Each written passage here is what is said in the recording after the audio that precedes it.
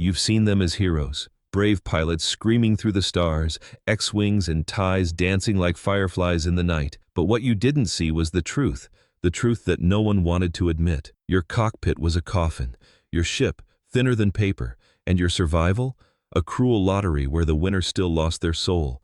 Imagine staring into endless black, knowing one wrong move, and you're gone. No funeral, no body, just silence. This is why it really sucked to be a pilot in the Galactic Civil War. So sit back, grab a snack, and let your imagination drift across the stars. And remember, if you enjoy this journey, subscribe, because the story of the galaxy is far from over.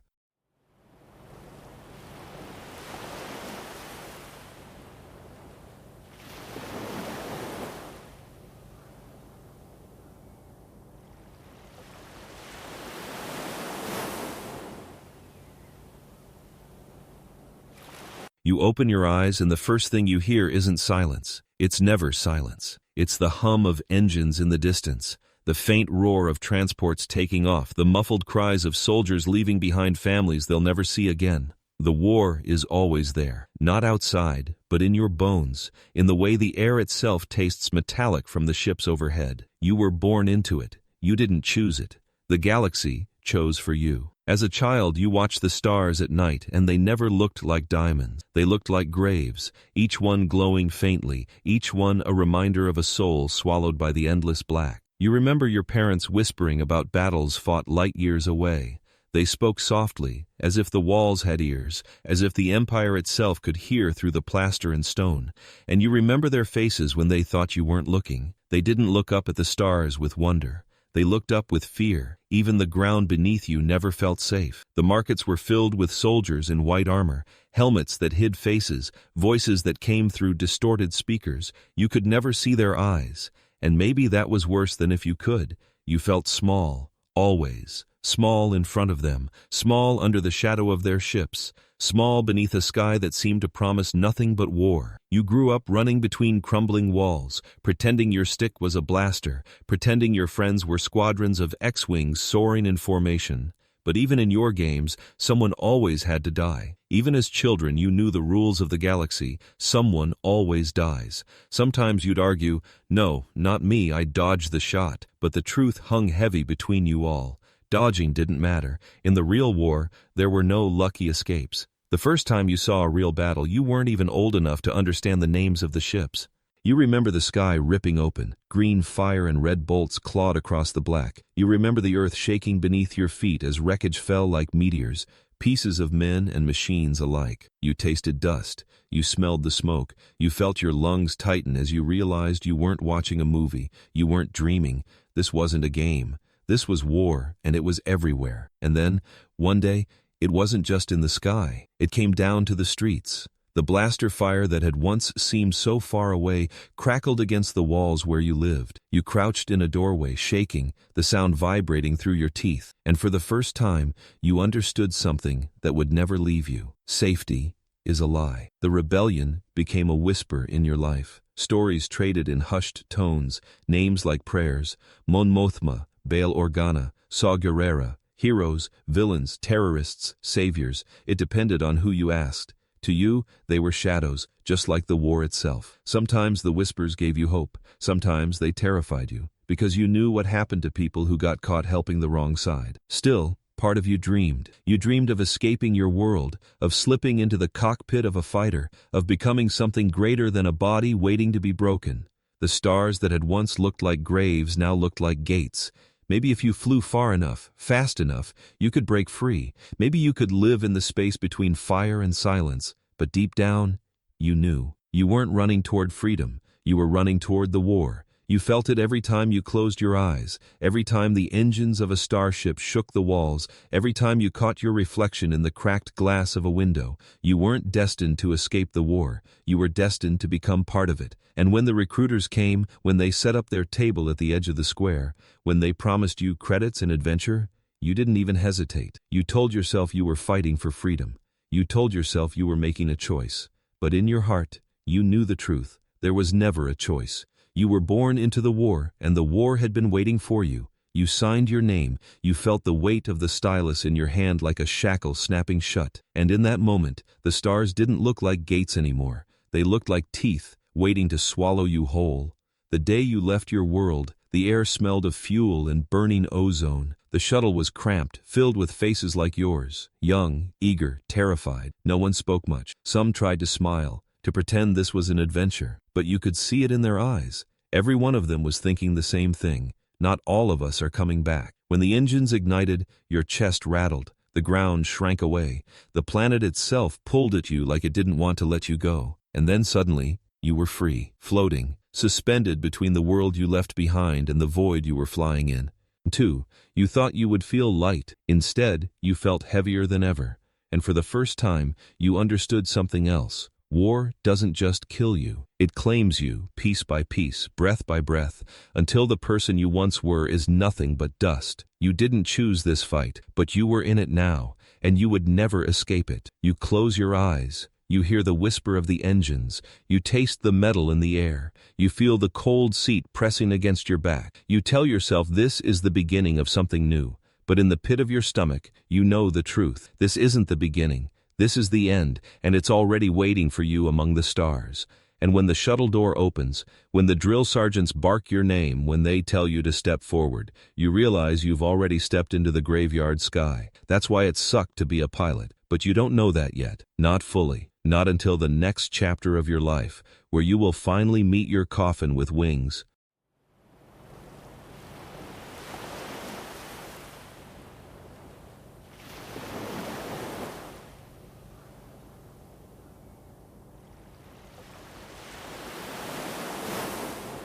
You walk into the hangar for the first time, and for a moment, you can't breathe. It isn't the smell, though the air is thick with fuel and ozone, sharp enough to burn your nostrils. It isn't the sound, though the clang of tools and the low drone of power generators echo so loudly they seem to vibrate inside your chest. No, it's the sight. There it is.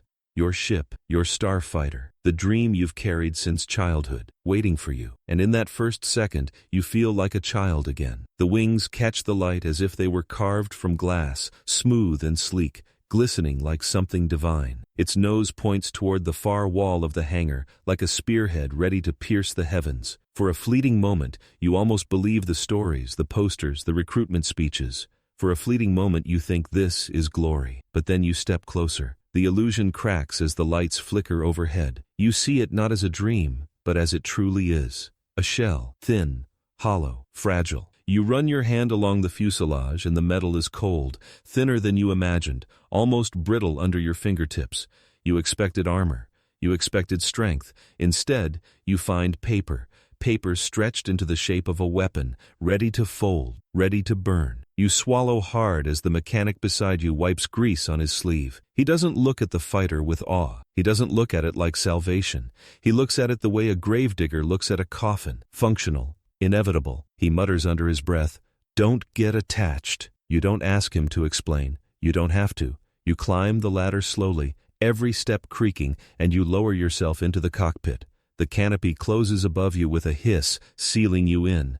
The glass is curved, distorted, bending the world outside into strange shapes, and suddenly you feel it. You feel the walls pressing in, the straps low, clicking around your chest, the stick between your legs like a leash. You thought this would be freedom, but sitting here you realize you're not stepping into liberation. You're stepping into a prison. Your fingers brush across the controls, buttons, switches, levers. They blink at you, soulless and sharp, glowing red and green in the half-light. They feel less like instruments and more like shackles. You try to imagine them saving you in a fight, but all you can see is their failure. You imagine the alarms blaring, the lights flashing, the warnings screaming that it's over, because you know the truth now. One bolt, one stray shot, one tiny miscalculation, and this sleek machine becomes your coffin with wings, a fireball in the void, a tomb that doesn't even leave ashes behind. You close your eyes. You try to steady your breathing, but the canopy fogs faintly with each exhale. You don't feel like a warrior. You don't feel like a hero. You feel like a body already being measured for burial, and yet you can't look away. When the instructor's voice crackles in your helmet, commanding you to power up, you obey. The engines whine like a beast awakening, trembling beneath you. The vibration rattles through your bones, almost painful, almost thrilling. The sound is intoxicating. It whispers to you, fly, fly or die. But either way, fly. You take off. The hangar falls away beneath you, the walls shrinking, the doors opening, the void swallowing you whole. The ship shudders as it breaks free, and for a brief second, you feel it. You feel alive. You feel faster than light, sharper than death, unstoppable. And then, just as quickly, doubt slams into you again. Because you know, deep down, you know, this isn't a shield. It isn't protection. It isn't even a fair fight. It's a gamble. Every mission, every flight, is a roll of the dice, and the dice are loaded against you. You glance at the stars ahead. They don't look like freedom. They look like open graves, waiting to swallow another pilot, another name, another dream. That's why it sucked to be a pilot. But even as that truth settles in your gut like poison, another thought slithers into your mind, darker, heavier. If this coffin is all that stands between you and the endless void, what happens when the enemy finally locks on to you? What happens when you're not staring at a hangar but at fire? You'll find out soon enough.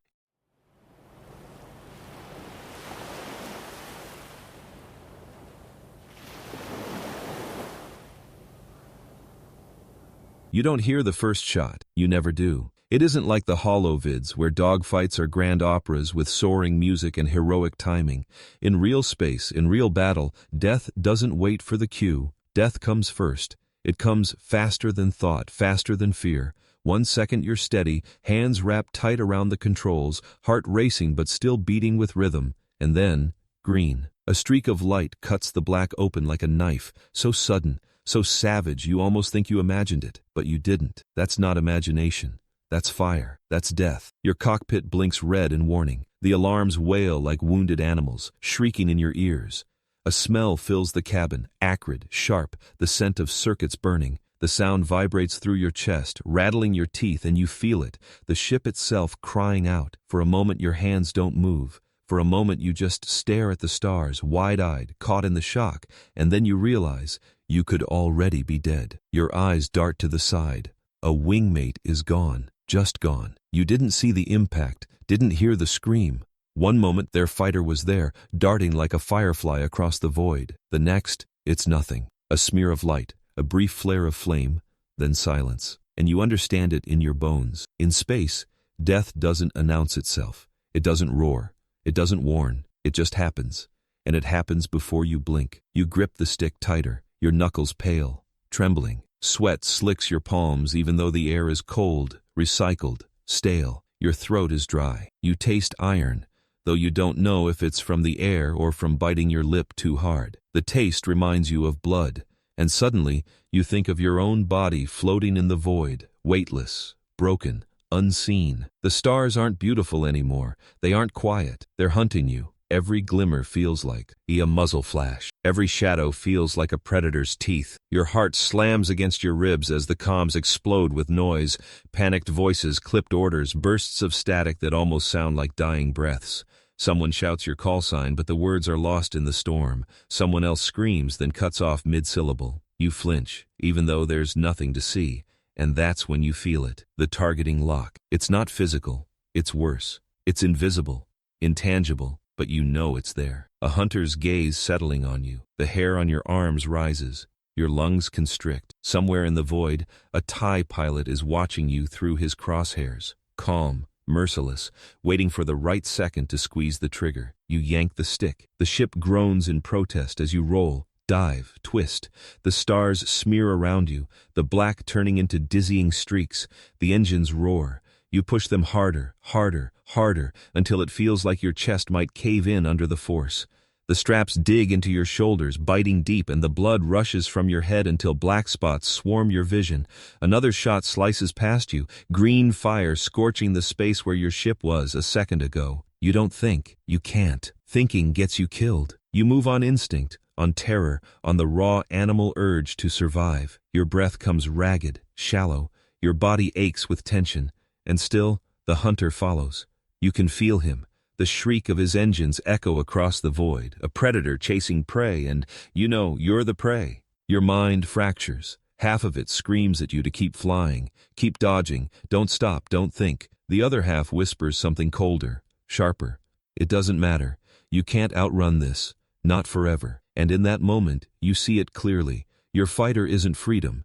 It isn't strength. It's just speed delaying the inevitable. A coffin with wings, dancing before the fire. You remember the words of the mechanic, the way he said, "Don't get attached." Now you understand why. Because no one expects you to last. Not a day, not a week. You're not meant to survive. You're meant to burn. A flash ahead blinds you.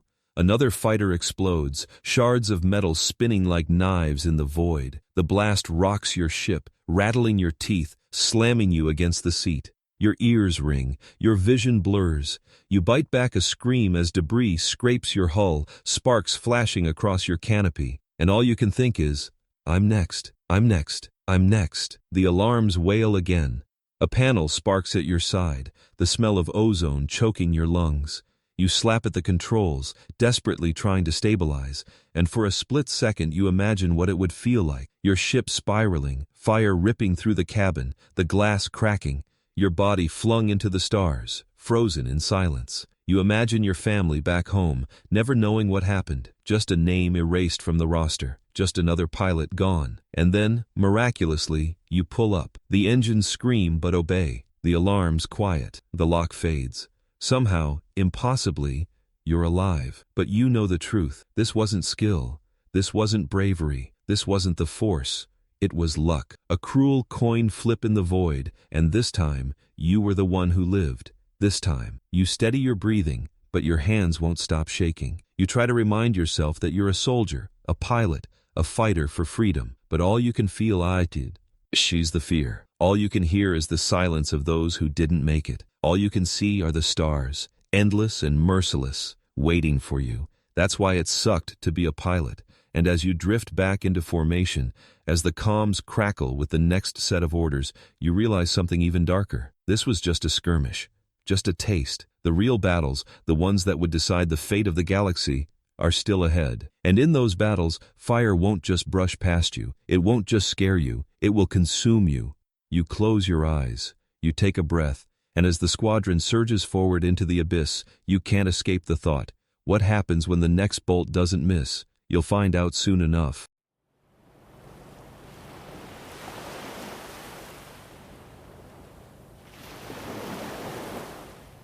You don't realize how tight the straps are until you try to breathe. The harness digs into your chest, pressing against your ribs with the weight of a predator's paw. It's meant to hold you steady, to keep you alive when the fighter rolls and spins, but in this moment, it feels more like shackles. Your arms ache where the straps bite, your shoulders locked in place, your lungs struggling to expand against the restraint. And still you don't loosen it. You can't. Because if you slip free, if you're not locked down, one wrong turn will fling you into the transparasteel canopy, and then you won't just feel trapped, you'll be broken. The canopy. You can't stop staring at it. From the outside, it's sleek, beautiful even. A perfect dome of transparasteel, polished to shine under the hangar lights, shaped like a jewel to show the stars. But from the inside, from where you sit, strapped tight, alone, it's a cage, thin walls between you and the void. You can see everything, the galaxy stretched in every direction, but you can't touch any of it. You're sealed in, a prisoner in glass. You press your fingertips lightly against it. The surface is smooth, almost warm from the hum of the fighter's systems. But your skin tingles at the thought. If the hull shatters, if a single bolt tears through this canopy, the transparasteel won't protect you. It'll slice you. It'll shatter into 1,000 razors that cut through skin and bone, and you'll never even scream, because screams don't travel in space. You think about that a lot. How silence is the galaxy's truest weapon. Explosions happen, ships burn, lives vanish, and from out here, you can't hear a thing. Just the hum of your own systems, the throb of your own heart, the hiss of your own breath. You're surrounded by death, but all you hear is yourself. And somehow, that makes it worse. The cockpit smells of oil and metal, stale air resigh, cleat 1,000 times, a faint tang of fuel, sharp enough to sting your nostrils. It's not a home, it's not a sanctuary, it's a coffin waiting to be sealed. Your coffin. You shift slightly, trying to find comfort, but there is none. The seat is molded to fit you, yet it feels alien, cold, unforgiving. You can't escape the thought. If this ship takes a hit, if the hull burns, if the canopy cracks, you won't get out. You're strapped in too tight. The canopy won't open in time. Fire will pour in like water through broken glass, and you'll choke on smoke before you can even scream. Alone, forgotten. Another pilot who didn't make it back. Your mind drifts to the memorial wall, the names etched in stone. You've stood before it once, tracing the letters with trembling fingers, reading names you'll never know. That's how it happens. No one remembers your face. No one remembers the sound of your voice, the way you laughed, the way you feared. They remember your call sign maybe for a while, and then you're just a name, a cold etching, a forgotten soul. That's what it feels like inside this cage. Every time you strap in, you know, this could be it. This could be the day the transparasteel prison becomes your tomb. You close your eyes. The straps bite deeper as your chest rises. You try to imagine freedom, the wind on your face, grass beneath your feet, the sound of water lapping at a shore. But the reality presses harder. Metal surrounds you, glass seals you, silence chokes you, and even your imagination can't drown out the hum of the engines, the sharp, sterile air of the cockpit. You open your eyes again. The stars glare back, cold, merciless. They're beautiful, yes, but they're indifferent. They don't care if you live or die. They won't mourn you. Out here there's no funeral, no grave, just the void, just silence. You glance down at the console. Lights blink back at you, steady, unfeeling. Each button, each switch, a reminder that your survival depends on machines. Machines that don't care. Machines that won't grieve if you fail. You're just part of the system, one cog in a wheel that spins until it breaks. And still, you fly. You tell yourself it's for the cause, for freedom, for the people who can't fight for themselves. You tell yourself that every time you strap in, every time the canopy seals. But deep down, you know the truth. Part of you does this because there's no going back. This is who you are now. This is where you belong, trapped in the glass cage, staring into the stars, waiting for fire. A flicker catches your eye, movement across the canopy. Your breath halts. For a heartbeat, you think the glass has cracked, that a hairline fracture is spreading like a spider's web. Your stomach drops. Your skin goes cold. But no, it's not that. It's just another fighter streaking past, its engines burning bright, its pilot sealed in a cage just like yours. You exhale, a shaky, bitter laugh caught in your throat. You're not the only prisoner. You're all prisoners, each of you trapped in your own coffin with wings, pretending it's freedom. The comms crackle to life. A voice cuts through the silence, sharp, commanding, dragging you back. Orders, coordinates, another run, another mission, another chance to die in the glass cage. You adjust your grip on the controls. Your gloves are damp, slick with sweat. The straps dig deeper as you lean forward, as if the cage itself is tightening around you. Your breath fogs the canopy for just a moment, a cloud that fades too quickly, swallowed by cold, and then you hear it. The engines powering up, the thrum of energy coursing through the hull, the vibration in your bones. The cage is awake now, the prison is moving, and you're moving with it. The thought hits you harder than you expect. You're not just flying the fighter is flying you. You're part of it, fused, flesh and metal, blood and wire. The straps hold you in place, but more than that, they bind you. You are the cage, and the cage is you. You swallow hard. You taste bitterness, like metal at the back of your tongue.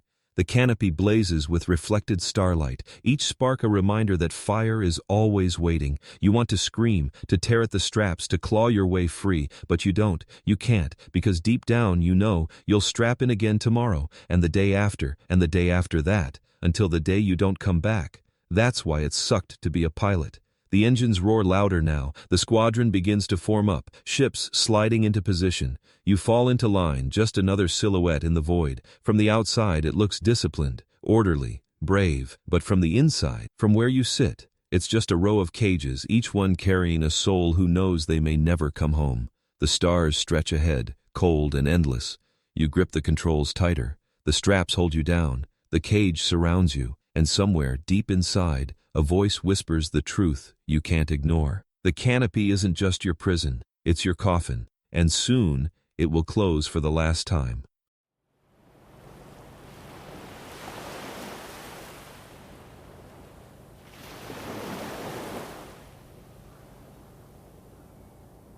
It happens faster than breath. One moment your wingmate's ship is right there, steady, close, his thrusters glowing a steady blue rhythm you've come to trust. The next, there's a flash.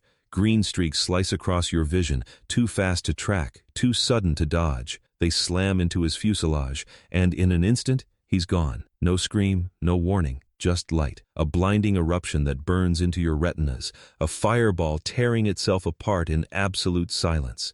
You blink hard, but the after-image stays, seared against your eyes, pulsing, ghostly. And then, nothing. The void swallows it whole. You wait for it, your body tensing, bracing for the roar. You expect thunder, the crack of tearing metal, the final scream of engines breaking apart. But there's nothing. No sound, no echo, not even the whisper of flames. Just silence. That's what space does. It takes everything, every spark, every cry, every final breath, and smothers it in quiet. The silence is so complete it feels cruel, like the galaxy itself refuses to acknowledge what just happened. Your wingmate lived, fought, died, and space didn't care. It didn't even flinch. You grip the stick tighter, your gloves slick with sweat, your pulse hammering in your ears. It's the only sound left to you, the drum of your own heartbeat. It feels wrong. It feels obscene. How can your chest still rise and fall when his has stopped? How can your pulse thunder so loudly when his has gone silent forever? You glance to the side, to where he was. There's nothing there now, just drifting embers, tiny shards of metal, glowing faintly before they fade into the cold. They don't look like wreckage. They don't look like pieces of a ship, pieces of a man. They look like stars. For a terrible moment you can't tell where the battlefield ends and the galaxy begins, and that's when it hits you. Space doesn't just swallow sound, it swallows memory. Our wingmate is gone, and the void is already covering the wound, already blending his fire with the stars. Give it a few more minutes, a few more hours, and no one will know he was ever there. That's why it sucks to be a pilot. You try to breathe, but the straps bite into your chest. You can't escape them. You're trapped in this glass coffin, forced to watch as silence eats the dead. Your thoughts scream inside your skull, but outside there's nothing. You want to yell his name. You want to call out over comms. You want to tell him he mattered. But the comms are dead quiet. The channel filled only with static. And you know, deep down, even if you shouted until your throat bled, he wouldn't hear you. He never will again. Your mind rebels against it. You tell yourself maybe he ejected. Maybe the pod got clear. Maybe, just maybe, he's floating out there, alive, waiting. You imagine him spinning through the dark, his helmet fogging with every desperate breath, praying someone will find him. You imagine rushing out after him, breaking formation, scooping him up before the void takes him too. But you know better. You saw the way his ship erupted. There was no time, no escape, no miracle. He's gone. You taste metal in your mouth, sharp and bitter, as if death itself has seeped through the canopy. Your tongue feels heavy, dry. You want to spit it out, but you can't. There's nowhere for it to go. You're sealed in, forced to swallow the taste of absence. Your hands tremble on the controls. You tell yourself to focus, to lock in, to remember your training. But part of you can't stop replaying it. The flash, the fire, the silence. It loops in your mind like a curse, an image that won't let you go. You think about his laugh. You think about the way he used to tap his boots against the hangar floor before missions, like a nervous drum. You think about how he once told you the stars made him feel small, but flying made him feel infinite. And now, he's not infinite. He's gone. A burst of light, a shadow in your memory, a ghost no one else will see. And still, the silence lingers. You hate it. You hate how heavy it feels, pressing against your ears, crawling into your bones. You wish you could hear something. Anything, the crack of his ship tearing apart, the roar of fire as it consumed him, even his final scream, something to prove he was real, that his death was real, that it meant something. But all you have is quiet. That's how space kills you. Not just with fire, but with silence. It doesn't let you rage. It doesn't let you mourn. It just moves on, indifferent, eternal. And for the first time, you realize you might die the same way. Not with thunder, not with glory, not with someone crying your name as you fall, but with silence, forgotten, swallowed whole. The thought gnaws at you. It wraps around your chest tighter than the straps. You imagine your own ship bursting apart, your body scattering into embers, your name already fading as the void swallows you too. No one will hear it. No one will remember. Just another ghost eaten by silence. You shake your head hard, forcing yourself back. Not now. Not yet. You can't let yourself unravel. You can't let silence win. You tighten your grip on the controls, your knuckles pale, your breath ragged. The squadron's still flying. The fight's not over, But deep down, you know the truth. Your wingmate is gone, and tomorrow, it could be you.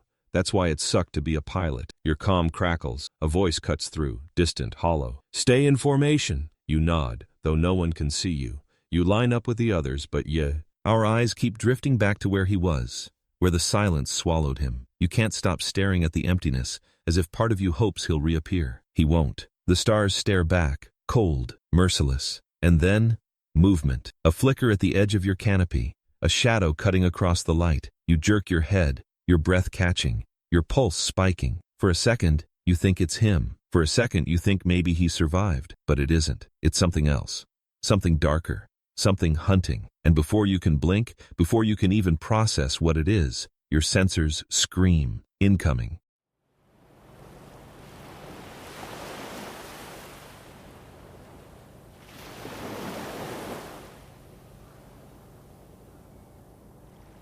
It starts as a whisper, a soft, stuttering chirp behind your seat, the kind of sound you've heard 1,000 times before, so familiar you almost ignore it. But this one is different, too low, too uncertain. Not the cheerful trill of an astromech doing its job, but the uneasy mutter of a machine trying to tell you something's wrong. You glance at your console. The lights blink steady, then flicker.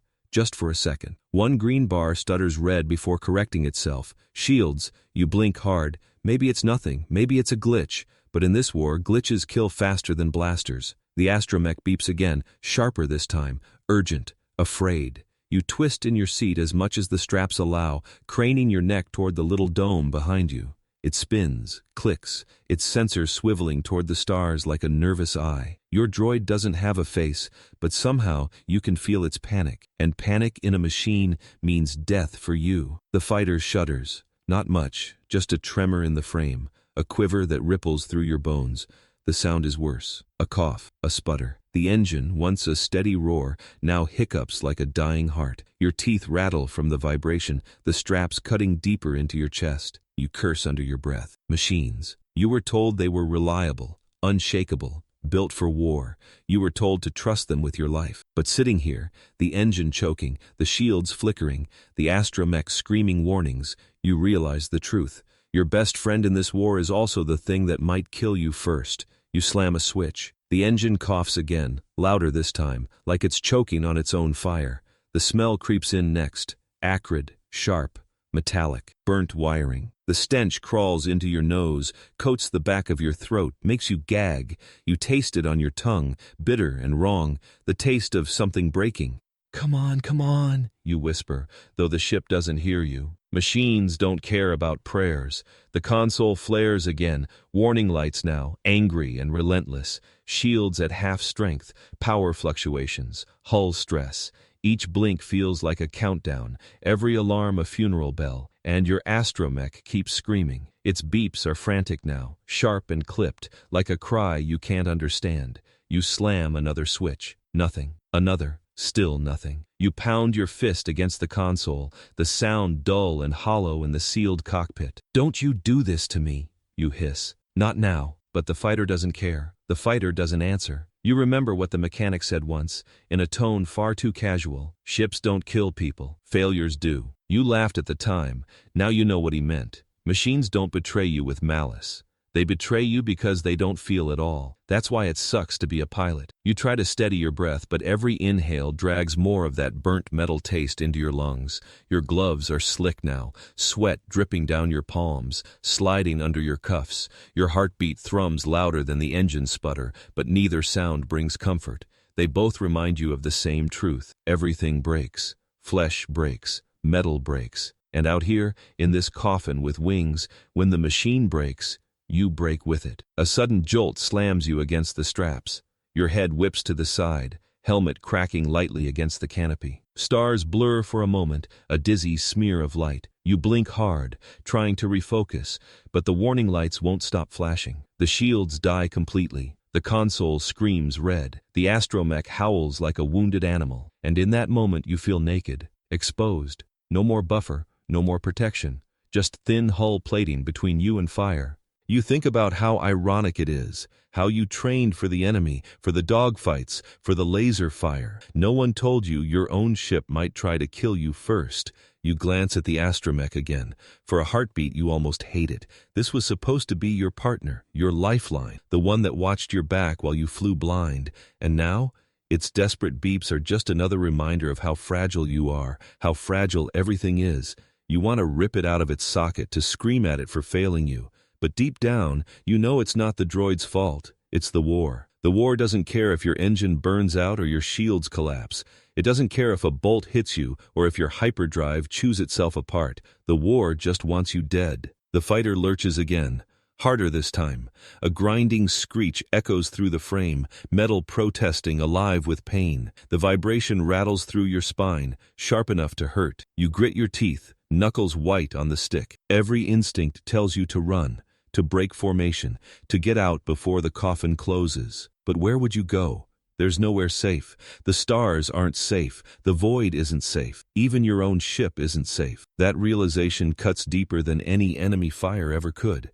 That's why it sucked to be a pilot. And then, silence. The engine coughs one last time and dies. No roar, no thrum, no vibration in your bones. Just stillness. The stars outside don't move. The cockpit goes quiet, too quiet. You can hear the blood rushing in your ears, the ragged pull of your breath. And you know, without the engine, without shields, without life support, you are nothing but a corpse waiting to happen. You whisper again, voice trembling, "Don't leave me." You're not sure if you're speaking to the ship, to the droid, or to the galaxy itself. Maybe to all of them, maybe to none. The astromech wails one last time, desperate, broken. And then, just as suddenly, its lights flicker out. Darkness swallows you. And in that darkness, a new sound emerges. Not your engine, not your droid. Something else. Something closer. Something hunting. A targeting alarm. Incoming.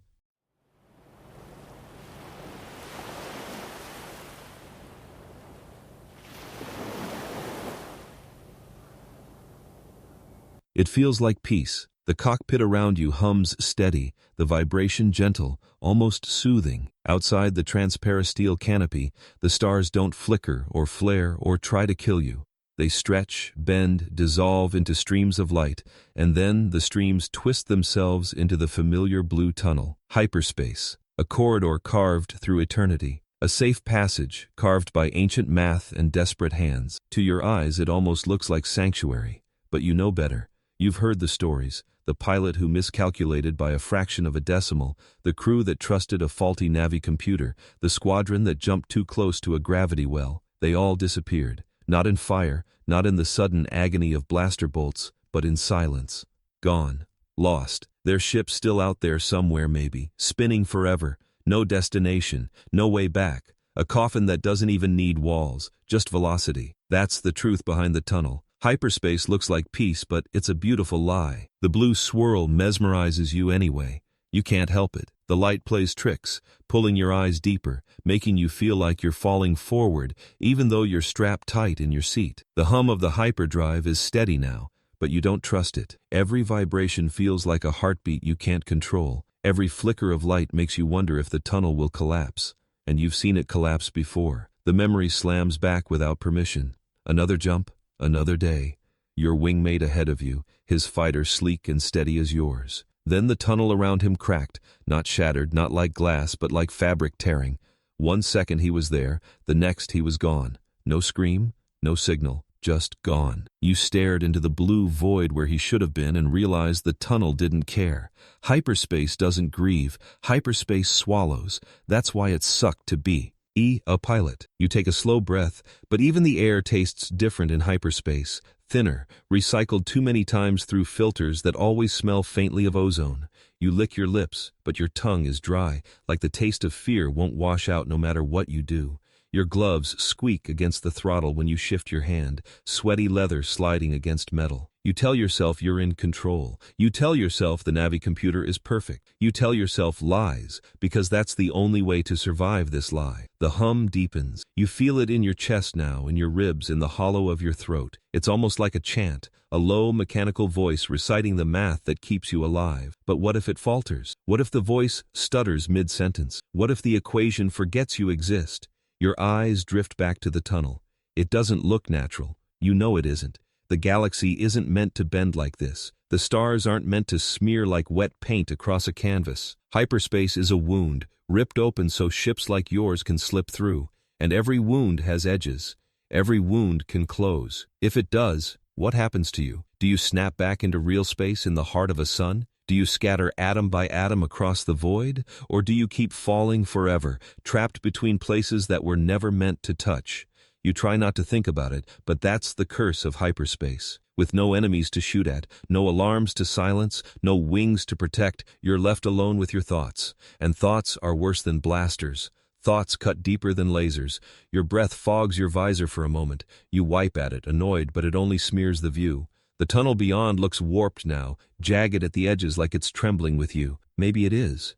Maybe hyperspace can smell fear, and it feeds on it. Maybe that's why so many pilots lose themselves out here, not to engines or errors, but to madness. You close your eyes just for a moment, but closing your eyes doesn't help, because when you do, you still feel the tunnel. You still feel the ship humming around you. You still feel the possibility that you're already lost, already sliding off the edge of the map. That's why it sucked to be a pilot. You open your eyes again. The tunnel hasn't changed. It never changes. Blue light, endless, alive. It pretends to be steady, but you know how fragile it really is. A single wrong input, a single hiccup in the hyperdrive motivator, and the lie tears apart. You tell yourself not to check the Navi computer again. You already checked it 3 times before the jump, but your hand moves anyway, flicking switches, scanning readouts, searching for flaws, and that's when you see it. A flicker, just for a second. A number out of place, a coordinate trembling between values. Too fast to be real, too fast to confirm. Maybe your eyes tricked you. Maybe the machine is tricking you. You stare at it, waiting for it to return, but it doesn't. The numbers are steady now, calm, smug, like they know what they're hiding. Your throat tightens. You try to swallow, but it hurts, because that's the worst part of hyperspace. Not the silence, not the blue light, not even the memories of ships that vanished. The worst part is not knowing. You can sit here, strapped into your coffin, and never be sure if you're safe or already doomed. The hum changes again, louder. The tunnel flickers almost imperceptibly, but you see it, you feel it. Your stomach lurches like the floor dropped away. The fighter rattles, subtle but sharp, a reminder that you're not gliding through peace. You're tearing through reality, and reality doesn't like being torn. You slam your eyes shut again, but this time it isn't to hide, it's to pray. You don't even know who you're praying to. The Force? The stars? The engineers who built this machine? Anyone? Anything? You whisper so softly even you can barely hear it. Hold together. Just hold together. The tunnel answers with silence. You open your eyes once more, and this time, you see it. Not a flicker, not a number, a shape. For the briefest heartbeat, a shadow moves in the blue. Not behind you, not in front of you, within the tunnel itself. It twists, long and jagged, like something swimming just beyond the veil. Your breath catches, but when you blink, it's gone. Just blue again, empty, calm. But you can't shake the image. You can't shake the thought. Maybe hyperspace isn't empty after all. Maybe it's alive. Maybe when ships vanish, they don't vanish at all. They're taken. The hum deepens again, heavier, as though the hyperdrive strains under an invisible weight. Your fingers dig into the armrests. Sweat stings your eyes. The blue light outside pulses once, twice, like a heartbeat that isn't yours. And then, darkness. The tunnel collapses without warning. The blue swirls shrink, twist, vanish. The stars snap back into focus around you, pinpricks of light in infinite black. The sudden stillness makes your stomach lurch. Your Navi computer blares alarms. Red lights explode across your console. You didn't make it. You jumped and didn't arrive. Your breath shudders in your chest. The canopy reveals nothing but empty stars. No planets, no fleet, no destination. Just void. Endless, silent void. The realization hits you like a blaster to the gut. The galaxy has already become your coffin. And then, on the edge of your sensors, something moves. Not stars, not ships. Something else. Something waiting for you.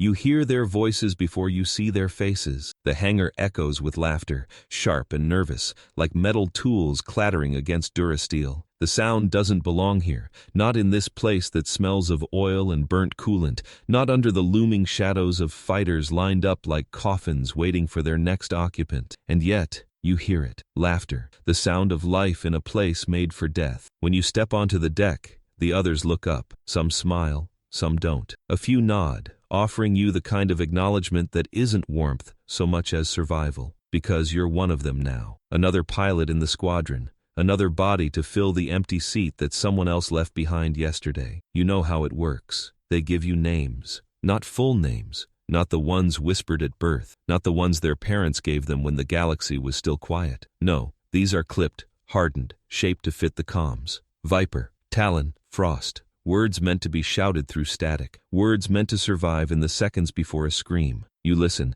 trying to stitch them into memory. You repeat them silently, the syllables catching on your tongue. Strangers. But now you know their names, and names matter. You'll share a joke, a story, maybe even a meal in the mess hall, where the trays rattle and the food tastes like recycled paste, and still you'll laugh because laughing is the only way to keep from choking on silence. You'll watch one of them juggle ration packets, another tell a story about flying through an asteroid field, another draw crude sketches on the wall with grease-stained fingers. Strangers turning into something more, strangers becoming brothers and sisters, even if only for a heartbeat. But you also know the truth. Tomorrow, half of them will be gone. That's why it sucked to be a pilot.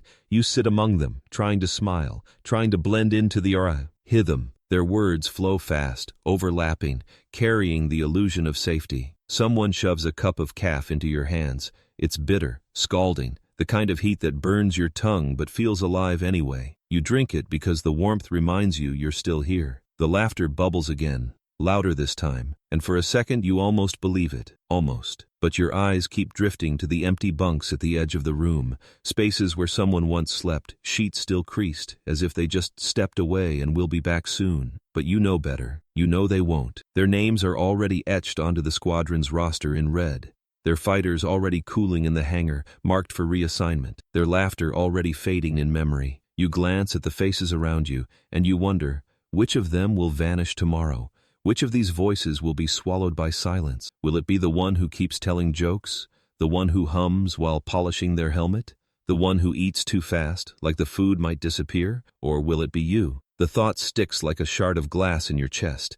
You try to laugh when they laugh, but it feels hollow. You try to eat when they eat, but the taste turns to ash.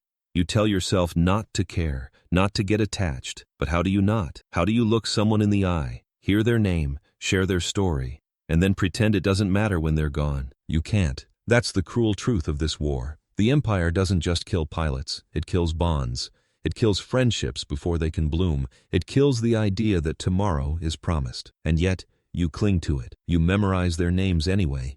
You etch their voices into your mind. You force yourself to see the details, the scar along one pilot's jaw, the way another ties their boots too tight, the nervous laugh of the youngest one who hasn't even flown their first mission yet. You hold on to those fragments because you know one day soon, fragments will be all you have left. The mess hall dims as the night cycle begins.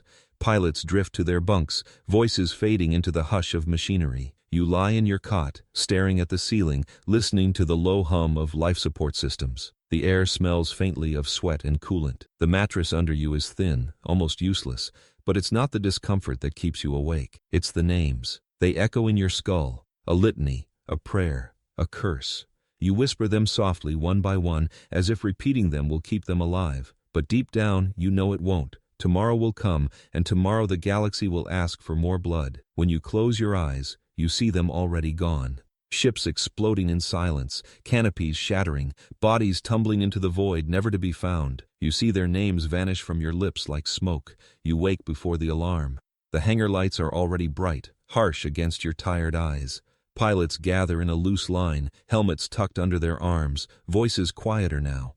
No jokes, no songs, just silence and steel. Orders barked, assignments given. You catch the eyes of the ones you spoke to last night. They nod. Some smile, weak but defiant. You nod back, even as dread coils in your stomach. And then you're in your fighter again. Strapped in, alone in the glass cage. Their voices filter too. Rue your comms, clipped and precise. No laughter now, just call signs, just numbers. You grip the throttle, and for a fleeting moment, you almost feel safe, because you're not truly alone. Not yet. The launch begins. Fighters roar to life, engines screaming. The deck shakes beneath the force of departure. One by one, your squadron lifts into the void, strangers with names now bound together in fire. But as the stars stretch, as the blue tunnel of hyperspace yawns open to swallow you, a single thought cuts through everything else. You already know what comes next. By the time you return, if you return, half of these voices will be gone.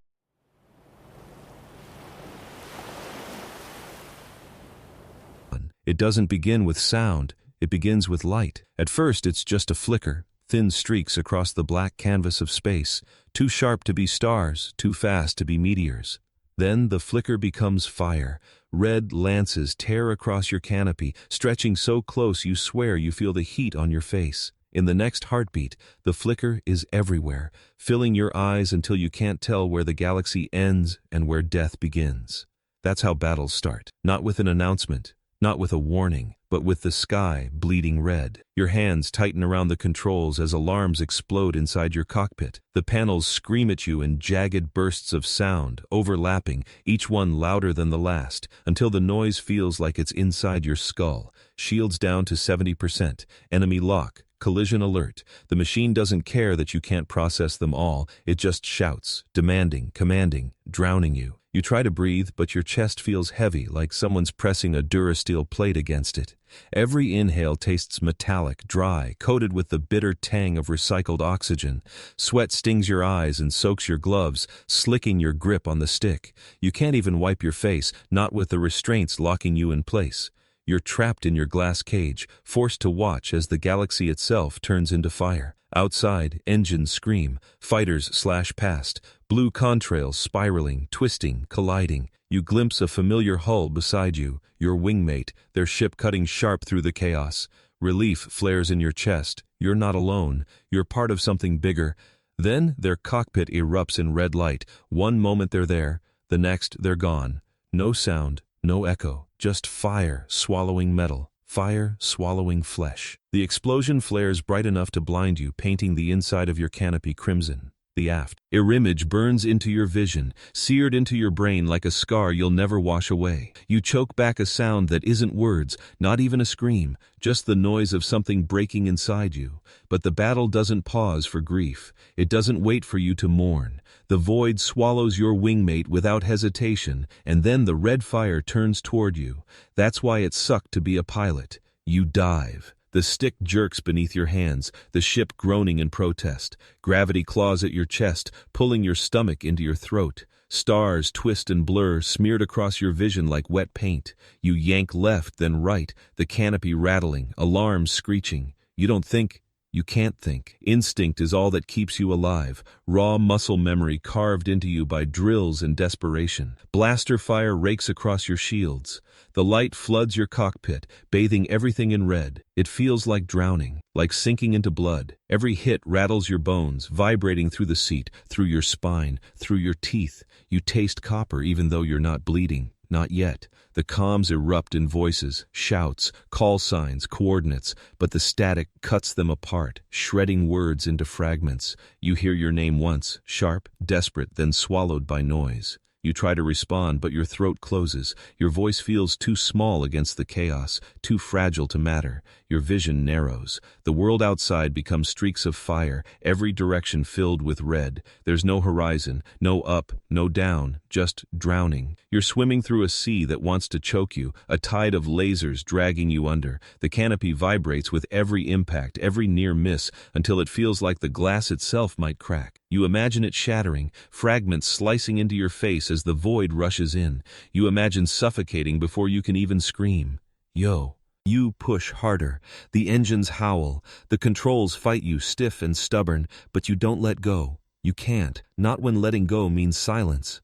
Not when silence means death. And then, you see it. Through the fire, through the chaos. A glimpse of the enemy. a TIE fighter, black and sharp, cutting clean through the crimson storm. Its twin ion engines glow like the eyes of a predator. It doesn't weave, it doesn't flinch, it comes straight at you, fearless, merciless. Your breath catches. For a heartbeat, it feels like you're staring into a mirror. Another pilot, another stranger with a name you'll never know. Another life gambling on speed and fire. You wonder if they're afraid. You wonder if they whisper prayers too.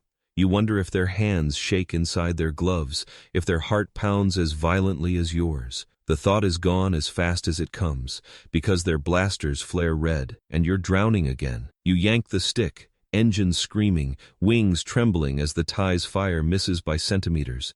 Your fighter rolls, spins, rights itself. Your body slams against the restraints, ribs bruising against the straps. Pain radiates through your chest, but you don't care. Pain means you're still alive. Pain means you haven't drowned yet. You fire back. The green bolts streak from your cannons, sharp against the bleeding red sky. They slice past the TIE, missing by inches, but the act itself steadies you. For a second, you're not just prey. For a second, you fight, but the second doesn't last. More red fire rains down, crisscrossing your vision, weaving nets of light that close around you. Your hands shake, your muscles scream, your mind blurs.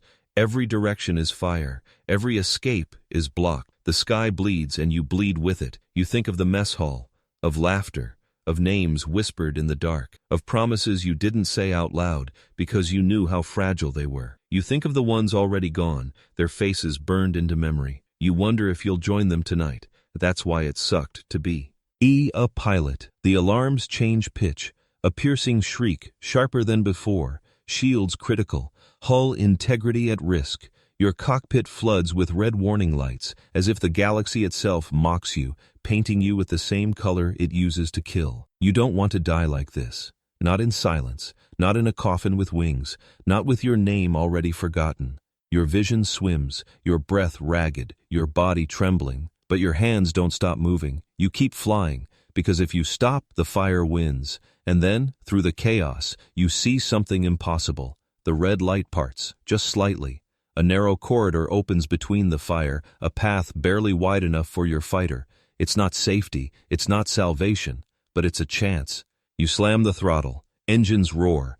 The fighter lurches forward, rattling so violently it feels like the hull might rip apart. You grit your teeth, hold your breath, and dive through. Red fire licks the edges of your canopy, searing too close, blinding your vision.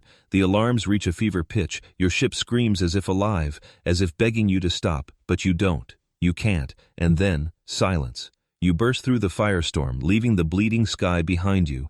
The void opens ahead, vast and empty, stars cold and indifferent. The alarms quiet. The cockpit glows dim again. You breathe. For the first time in what feels like hours, you breathe. The air tastes sharp, metallic, but real. You wipe sweat from your eyes and your gloves come away damp. Your heart still hammers, but slower now, steadier. You survive. But survival in this war is never permanent, because as you steady your fighter, as you check the damage, as you whisper thanks to whatever still listens, your sensors flare red again. Not one ship, not a handful. Dozens, an entire wing of TIEs crawling out of the void ahead, their engines glowing like hungry eyes in the dark. The bleeding sky is not finished with you yet.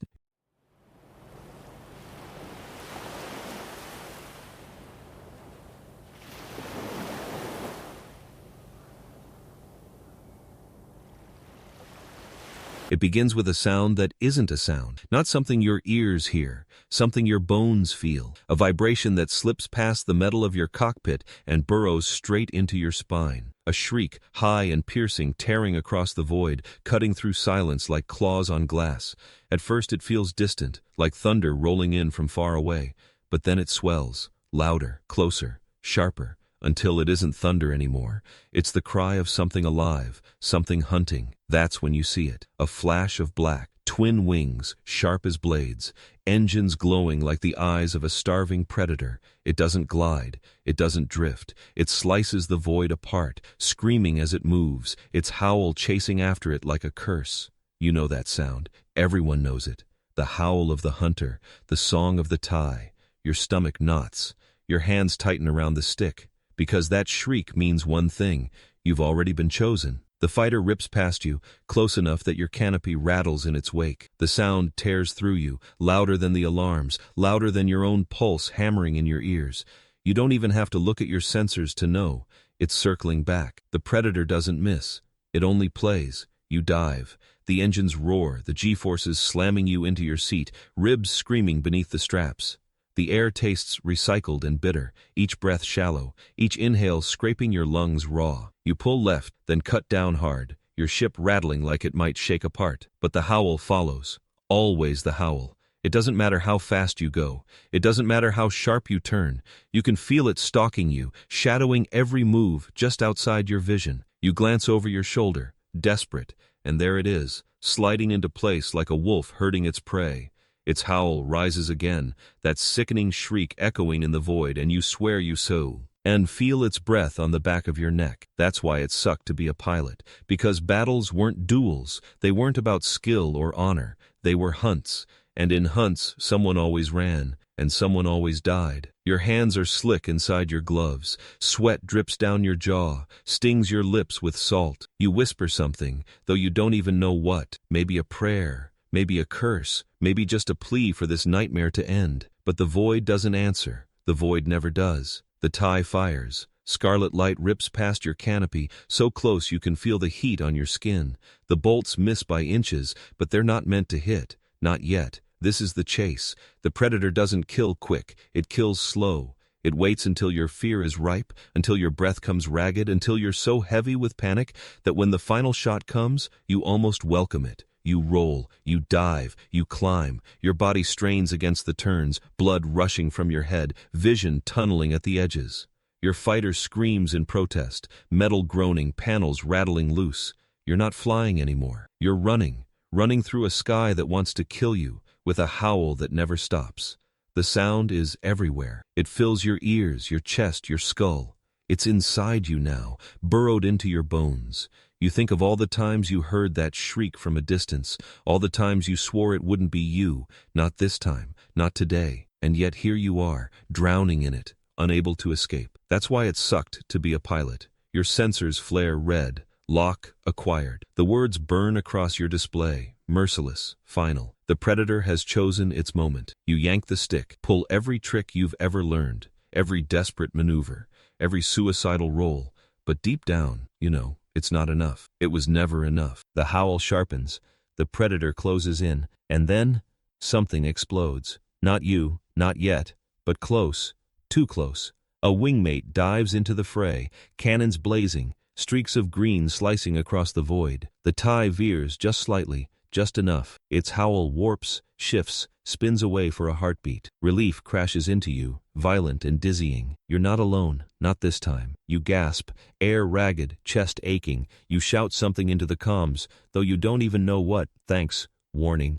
Maybe just a raw sound of life. But before the words can leave your lips, the void answers. Your wingmate explodes. The light swallows them whole, a flash so bright it blinds you, painting your canopy in fire. One heartbeat they were there, saving you. The next, they're nothing, just burning fragments scattered across the void, just silence where laughter used to be. Your throat closes, you can't breathe, you can't think. All you can do is hear the howl as it returns, louder than ever, crueler than ever, reminding you that salvation is always temporary, that mercy doesn't exist here. That's why it sucked to be a pilot. You grip the stick tighter, your arms ache, your fingers cramp, but you don't let go. Not now, not yet. If this is the end, you'll make the predator bleed for it. You swing around, teeth bared, fury burning hot in your veins. You fire. Green bolts streak across the void, cutting sharp, angry, desperate. For a second you see the TIE flinch, forced into a roll, forced to dodge. For a second you're not prey, you're a fighter, you're alive.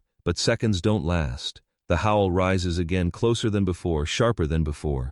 It's behind you now, in your shadow, swallowing every move you make. You fire again and again and again, but the void devours your shots. The predator doesn't slow, it doesn't falter, it doesn't break. You wonder if it even can. Your vision lures. The edges darken. Your body is breaking under the strain, your ship breaking under the fire. The alarms scream, panels crackle, sparks spit across your cockpit. You're choking on the smell of burning circuits, the sting of ozone filling your lungs. Every breath is pain, every sound is death, and still, The howl doesn't stop. It drowns everything, louder than the alarms, louder than your thoughts, louder than your heartbeat, until there's nothing else, just you and the predator and the cry that tells you it's already over. That's why it sucked to be a pilot. You want to close your eyes, you want to let go, to end it before the predator does, but you don't. You can't, because even as the howl swallows you, even as the red fire draws closer, even as your ship rattles itself to pieces,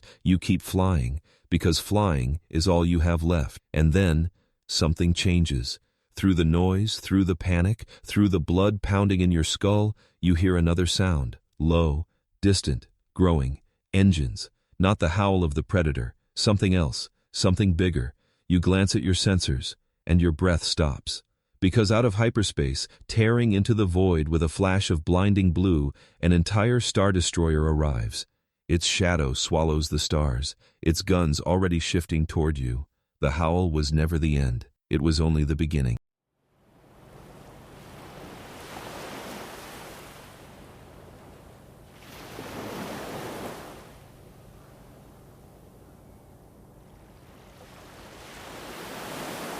They tell the story like it was simple, like it was clean.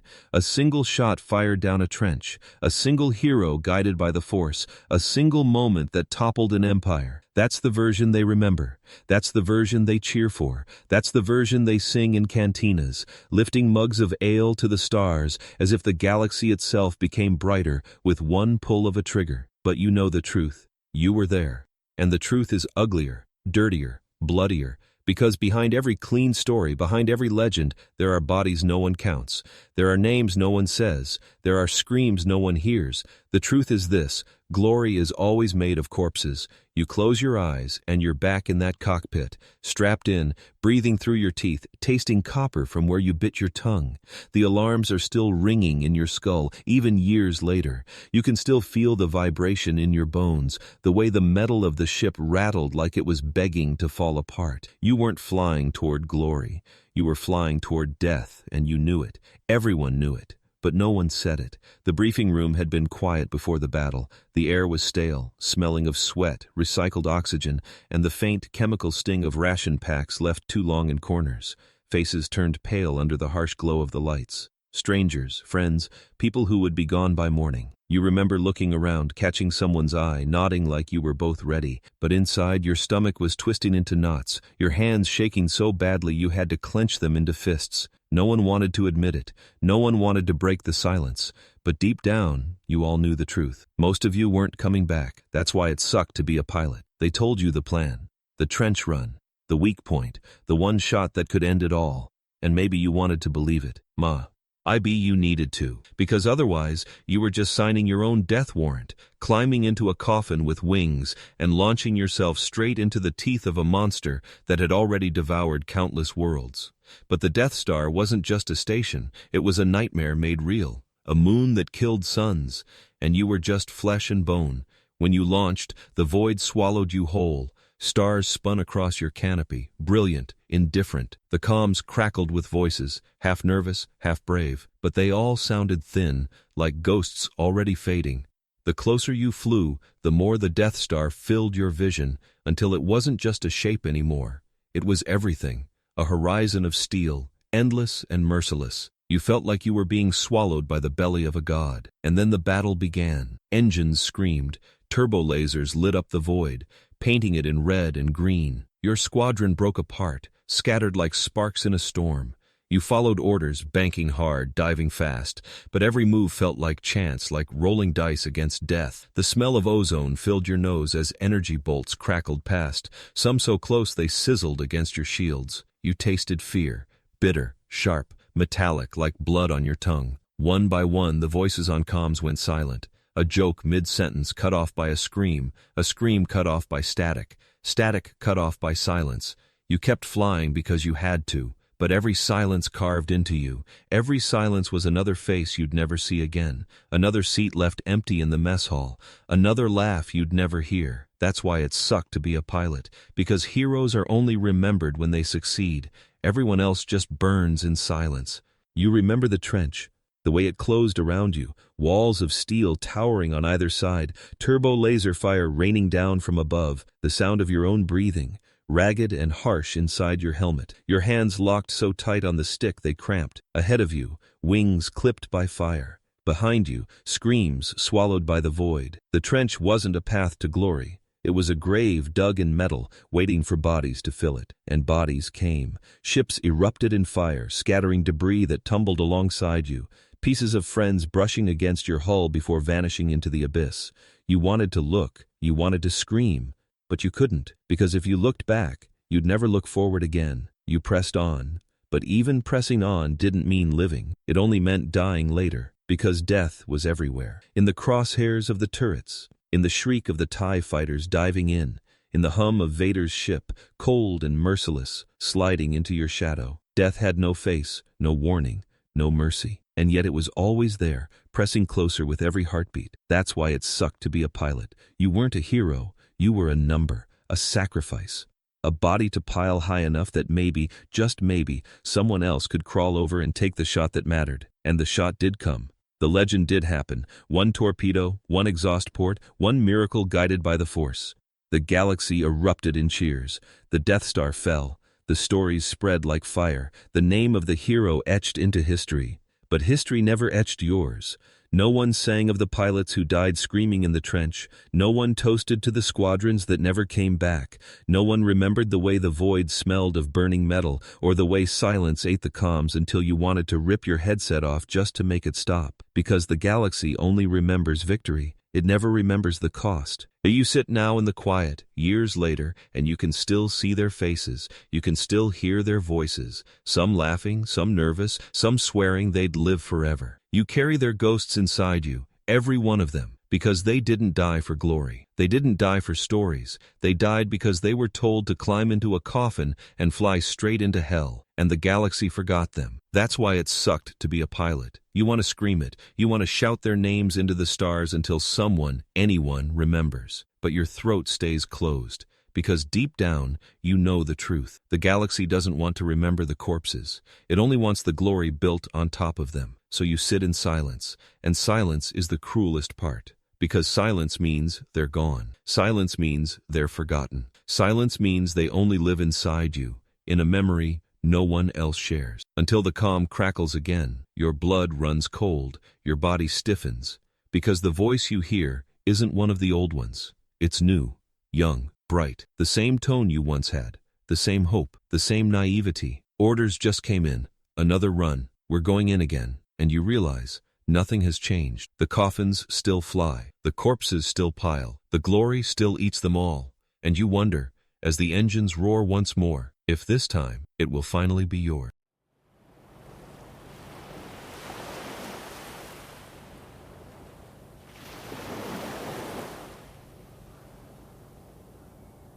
The battle is over. At least that's what command says. The blips are gone from your scope.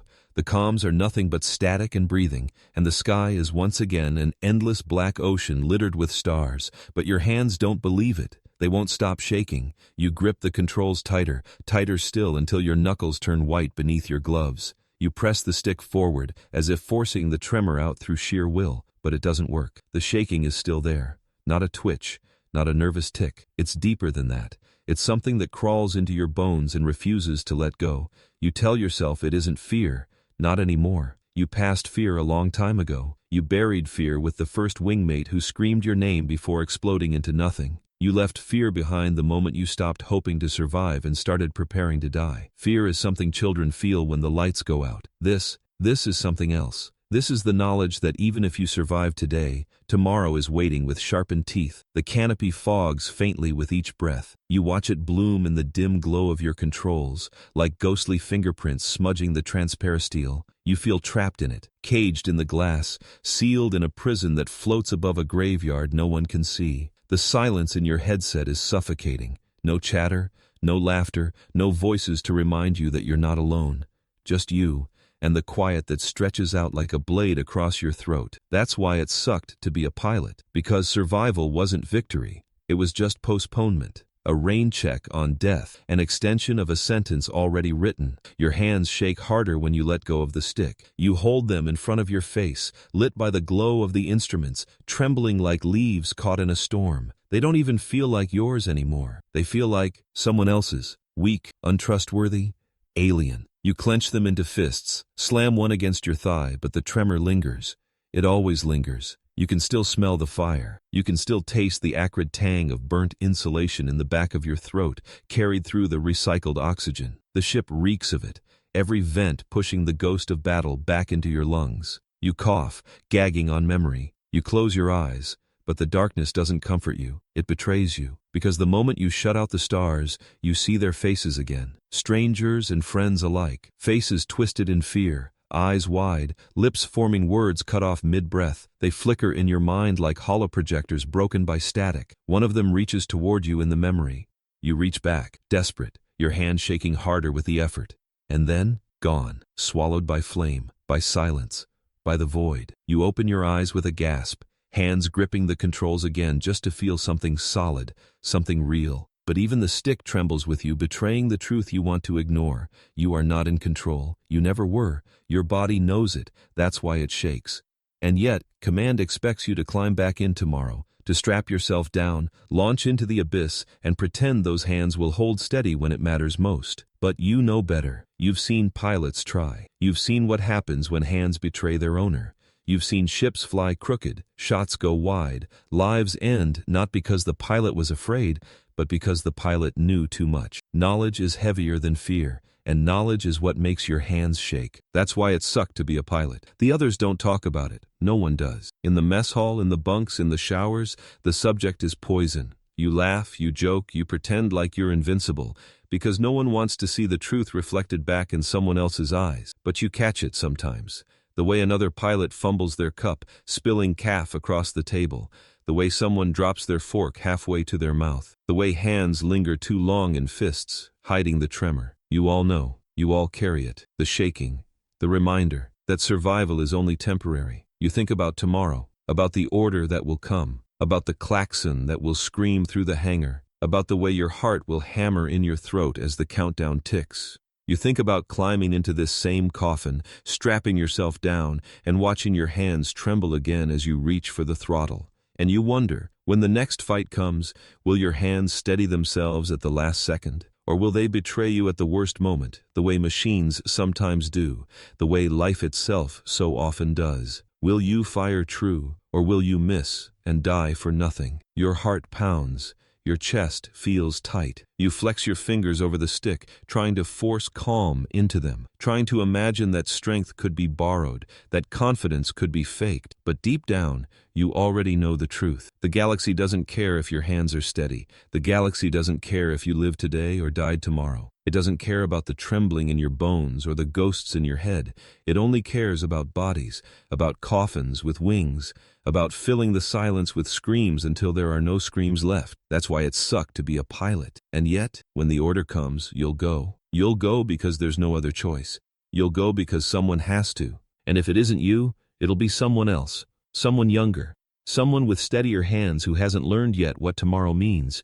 You'll go because you can't stand the thought of sending them to die in your place. Your hands shake harder.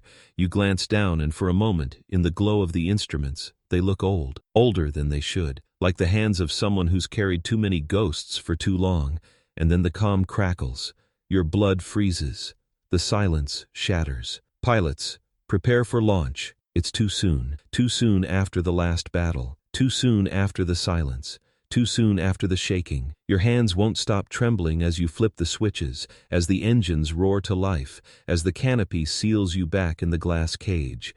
You press your palms to the stick, whispering to them, begging them, pleading, "Not now, not this time." The hangar doors open. The stars stare back at you, cold and endless. You launch, and as the void swallows you again, your hands tremble on the controls, and you can't help but wonder what happens when the shaking finally wins.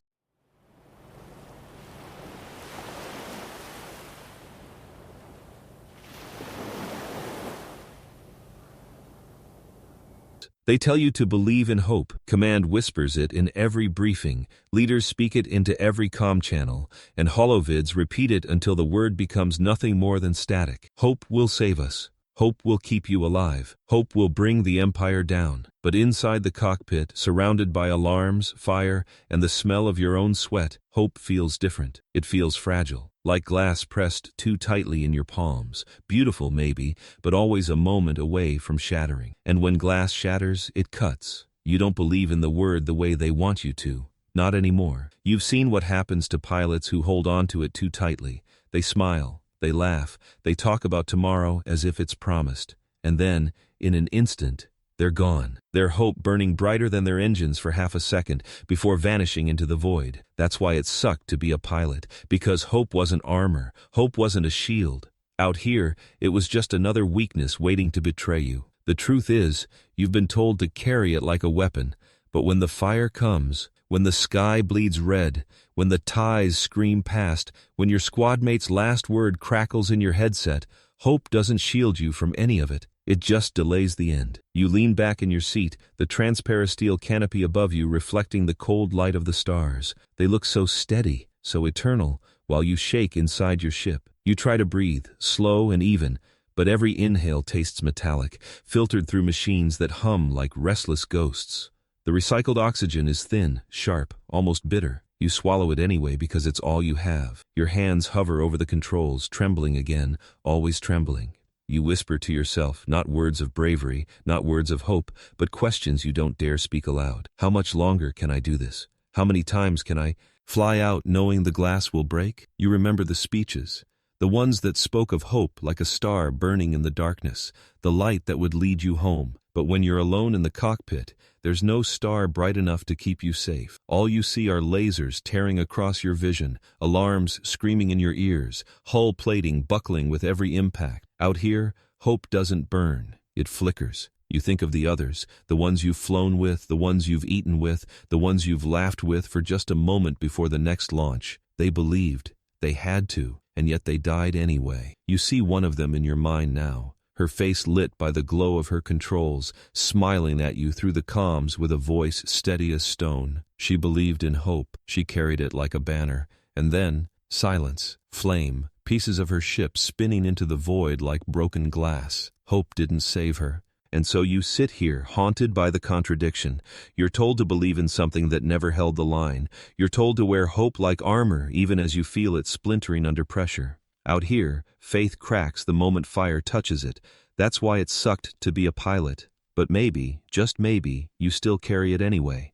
Not because it works, not because it protects you, but because without it, the void wins before you even launch. You rub your thumb against the throttle, feeling the grooves worn into it from years of hands before yours. Pilots who sat here, breathing the same metallic air, whispering the same doubts. You wonder if they held on to hope too. You wonder if they died believing. Your chest feels heavy as you exhale. You think about what hope means to you now. It isn't a star. It isn't light. It isn't a promise. It's a shield made of glass, already cracked, waiting to shatter.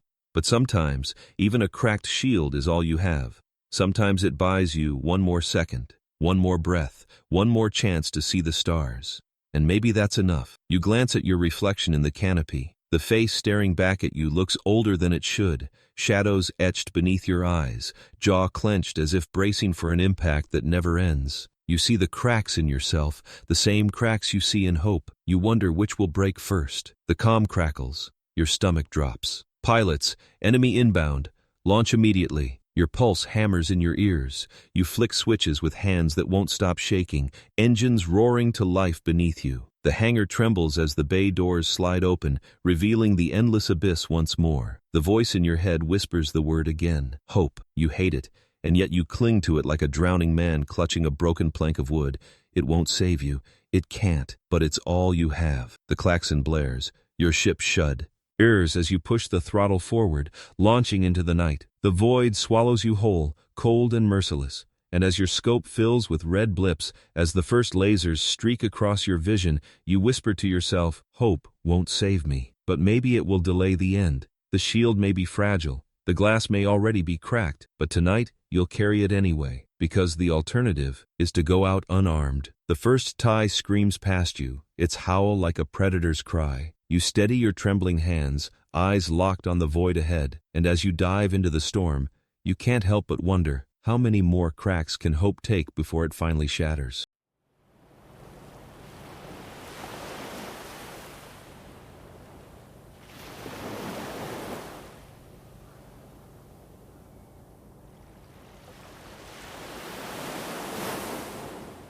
You think you've won. The TIE fighter blossoms into fire, its shriek cut short as the fragments scatter into the void.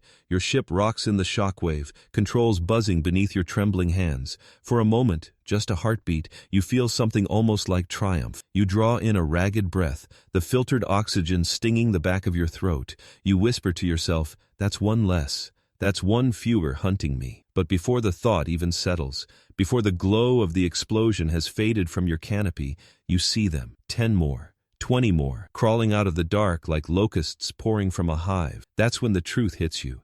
Hits harder than any laser, harder than any impact. The Empire doesn't end. For every pilot you kill, for every TIE you burn from the sky, there are always more. The swarm never stops. The machine never slows, the hunger never ends. That's why it sucked to be a pilot, because no matter how hard you fight, you can't kill something that doesn't bleed. You can't starve something that feeds on endless lives. Your hands shake as you grip the controls tighter, but you tell yourself it's not fear. It's the knowledge that this fight isn't winnable. Not tonight, maybe not ever. Your shields flare as lasers rake across your hull, filling the cockpit with blinding light. The smell of ozone floods your senses, sharp and biting, mingling with the copper tang of blood from the cut on your lip. You taste it, hot and metallic, as you grit your teeth and dive again. The void is alive with soundless violence. You can't hear the explosions out here, not really, but you feel them, through the seat, through the bones in your arms, through the rattling of your teeth as the hull groans with every near miss. Each detonation is like a phantom heartbeat, pulsing through the silence, reminding you that this dance only ends one way. You remember the old prom, ISIS, the briefings where commanders told you the Empire could be broken, that if you just fought hard enough, just held long enough, the tide would turn. But now, staring into the endless black, you realize those words were as fragile as hope itself. Because the Empire doesn't run out of pilots, it doesn't run out of ships, it doesn't run out of hunger. You see them move in formation, perfect, mechanical, endless. They're not people, they're a tide, and tides don't stop. A thought creeps in, cold and unwelcome. What am I even fighting for? Your calm bursts to life, voices screaming, commands overlapping, panic thick and raw. You recognize some of them.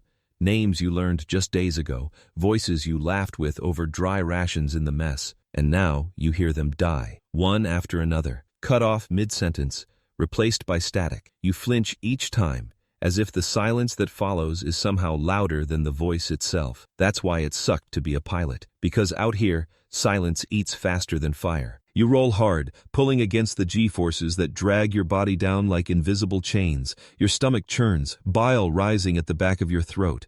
The straps bite into your shoulders, the cockpit pressing down like a coffin. You think of glass again, how everything feels like glass, fragile, temporary, ready to shatter at the slightest touch. And maybe you're part of that glass too, a single shard in the galaxy's endless pain, waiting to break. Another explosion blinds you. You blink through the afterimage, pupils struggling to adjust. There's no end. The swarm keeps coming, each TIE shrieking through the void like a predator that doesn't need to sleep, doesn't need to stop, doesn't need to feel. You, on the other hand, you're human. You need sleep. You need food. You need to believe that this fight means something, and yet the Empire strips all of that away, leaving you with nothing but exhaustion, hunger, and the gnawing truth that you are one heartbeat away from nothing. You whisper to yourself, desperate, maybe even half mad, if I burn another, maybe that will matter. Maybe one explosion in the void will mean something. You line up your sights, lock on, and fire. Another TIE erupts, torn apart in a flash of fire and light. For half a breath you feel the weight lift. But then you see the others filling the gap, like water closing over a stone. The void doesn't remember the fire. The void doesn't remember the sound. The void doesn't remember her name. It's endless. You think about the galaxy, about the people on the ground who cheer when they hear of victories. They'll never know how many died to buy those headlines. They'll never know what it feels like to stare into an ocean of endless enemies and realize you are nothing more than a drop of blood in the water. Your chest tightens, your throat aches. You can't tell if it's from the strain of the flight or froze, and the weight of the truth pressing down on you. Maybe it doesn't matter, because either way, the outcome is the same. You keep fighting until the swarm finally takes you. The alarms blare again, shields failing, hull integrity dropping. You press your hand against the canopy, palm flat against the cold transparisteel, and stare at the stars beyond. They don't move, they don't waver, they don't care. They burn steady, eternal, while you shake and break beneath them. You whisper, bitter, almost laughing at yourself. Maybe the empire is endless because it doesn't feel. Maybe that's the only way to survive forever. Stop being human. But you are human, and that means you will die. That's why it sucked to be a pilot. The swarm closes in. Lasers cut the void. Your comm fills with static and fire. And as you dive once more, pulling the trigger with hands that won't stop shaking, you ask yourself the question you've been avoiding since the war began. What happens when the swarm finally eats everything? You stare into the void, and the void stares back. It isn't silence. Not really. Your cockpit hums with the faint vibration of the engines, the panels crackle with a low electric murmur, and your own breath fogs faintly against the inside of your helmet. But all of it feels small, insignificant, swallowed whole by the endless black pressing against the transparasteel canopy. There is no sky out here, no horizon, no ground to remind you which way is up, no clouds to tell you which way is down. The galaxy doesn't care about your bearings, your instruments, or your human need for order. In the abyss, direction is a lie. Forward, backward, above, below. Words you once trusted now mean nothing. You tilt your head, you bank the fighter, and the stars move. But they move in ways that make no sense, spinning in patterns that mock your need for control. And that's when you feel it, the creeping sensation crawling into your chest like cold fingers. You are lost. You can't admit it out loud, not even to yourself, but deep down you know, in this abyss, nothing feels real, nothing feels safe. Death could be a whisper in the dark, a flash of green light from nowhere, and you wouldn't even see it coming. That's why it sucked to be a pilot. The blackness isn't just space, it's a predator. You sense it pressing down on you, waiting for you to slip. Your astromech chirps nervously behind you, but the sounds are thin and hollow in the vastness. Even machines seem smaller here, almost afraid. The thought chills you.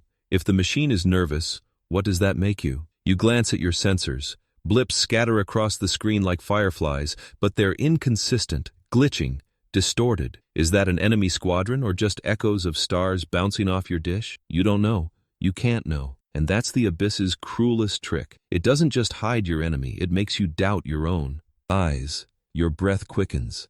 The taste of metal lingers on your tongue, sharp and bitter, mixed with the dryness of recycled air. Your throat aches.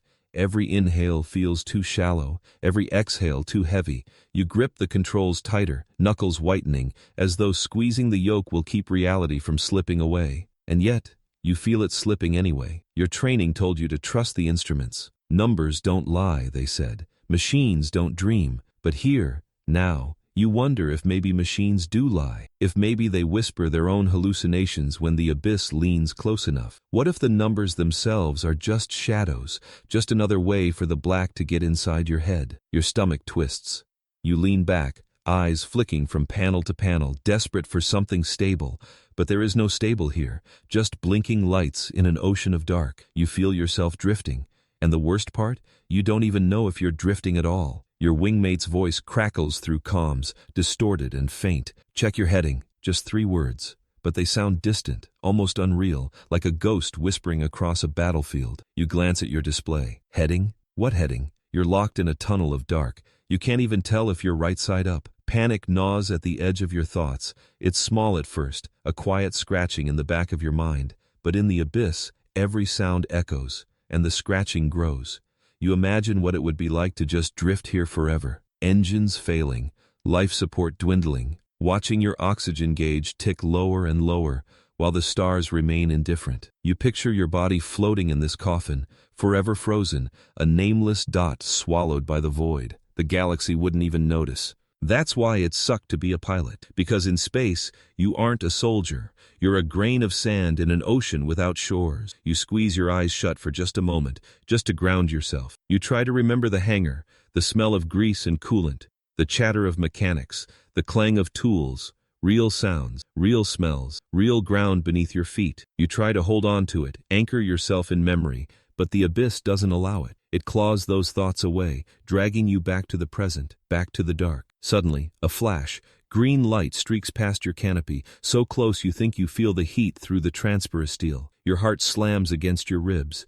The abyss isn't empty after all. Death has been waiting, watching, hiding in the black. Your wingmate screams something over comms, but the words cut into static. And then you see it, shadows moving against shadows, ties, dozens of them. You didn't see them until they were already on top of you. That's when you realize the most terrifying truth of the abyss.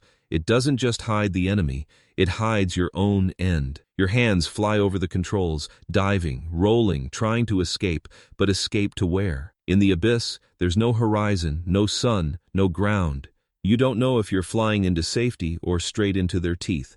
Lasers cross your vision. The cockpit flares with light. The darkness isn't empty anymore. It's alive, screaming, hunting. You feel sweat bead across your forehead, rolling down your temple, stinging your eyes. Your flight suit feels tighter, suffocating. The taste of salt and metal mix on your lips.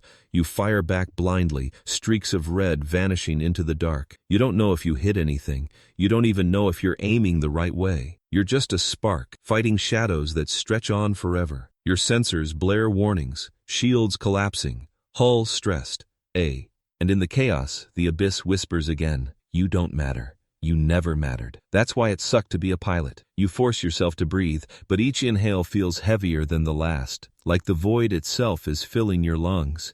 You think of home, whatever home even means anymore. Do you remember the smell of rain on stone, the warmth of sunlight on your face, or has the abyss already stolen those too? A laser rips across your wing, tearing metal into shards. The fighter bucks, alarms screaming in your ears. Your astromech wails behind you, circuits sparking. You slam a fist into the controls, dragging the ship into a dive. But you know you're not diving, not really. You're falling through nothing, spinning into black. And then, through the chaos, you see it. A faint glow ahead. Not green, not red. Something else. Something brighter. You don't know what it is. A star? A ship? A trap? But in the abyss, any light feels like salvation. You lock your eyes on it, chasing it, desperate, breath ragged as the swarm closes in behind you. You don't care what it is anymore. All you know is that if you don't reach it, the abyss will take you. And maybe the abyss has already won.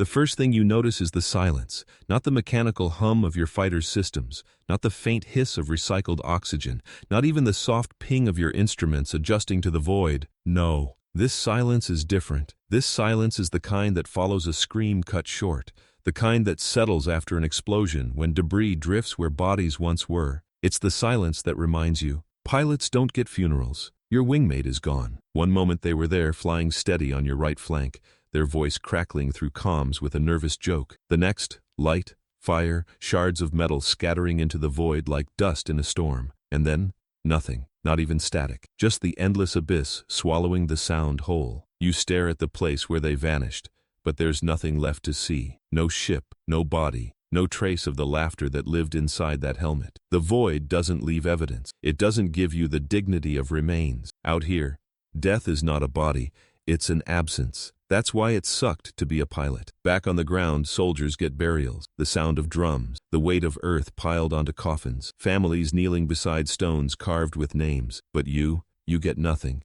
You vanish into the stars. You become one more set of coordinates logged as KIA. No one retrieves you.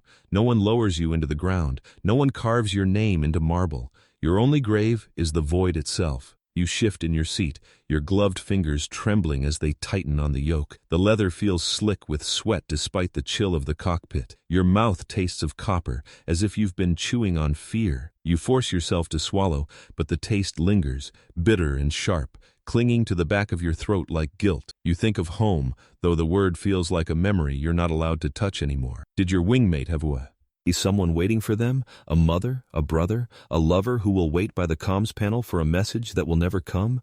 You wonder if they'll even get one. Or will the Empire or the Rebellion simply mark their name as missing in action and let the family wonder forever? Your chest aches at the thought. You imagine the silence of their home now, the empty chair at the table, the unmade bed. That silence is the same silence filling your cockpit now. Cold, merciless, infinite. And then you remember, this will be you someday. You don't get to believe in retirement. You don't get to dream about growing old. Pilots don't live long enough for that. Every launch is a coin flip, and one day the coin lands wrong. You'll vanish, and the void will swallow you too. That's why it sucked to be a pilot. Your astromech whistles softly behind you, almost mournfully, as though it understands. But what comfort can a droid give? It doesn't know what it means to vanish, to be erased from existence without a trace. It doesn't know what it means to be remembered or forgotten. You stare at your hands on the controls. They shake. You hate that they shake. You hate the weakness it betrays. You press them tighter, trying to still them, but the tremor runs deeper than muscles. It's in your bones, in your blood. It's in the knowledge that no matter how skilled you are, no matter how fast your reflexes, the void always wins in the end. You close your eyes, just for a moment, and in that moment, you picture what it would be like to watch yourself die, to see the blinding flash, to feel your body torn apart by fire and shrapnel, to know that in an instant, you are no longer a person. You are debris. You are fragments scattered across the abyss. No graves, no songs, no stones, just nothing. Your eyes snap open, heart pounding, breath shallow. You grip the yoke as though it can anchor you to something real, something solid, but the truth presses down anyway. You are already halfway gone. Every mission chips another piece away. Every loss hollows you out. You begin to wonder if you're even still human, or just a ghost waiting for the void to finish the job. A voice crackles in your comms. Command, monotone and detached, rattling off casualty counts, squadron positions, orders to regroup. They don't say the names of the dead. They don't even say the numbers with weight. To them, it's logistics. To you, it's blood. You want to scream. To demand they acknowledge the lives erased, to demand that your wingmate mattered. But the void doesn't allow screams. It eats them, it swallows them whole. Instead, you whisper to yourself too quietly for comms to catch. They were here, they mattered. And for a moment, you let the words hang in the cockpit like a prayer. But prayers don't mean anything out here. The stars glitter outside your canopy, cold and distant. You try to focus on them, but they blur. Not from speed or motion, but from tears threatening to spill. You blink them back. You can't cry. Not here, not now. Crying is for the living. And out here, you are always closer to the dead. That's why it sucked to be a pilot. The squadron reforms.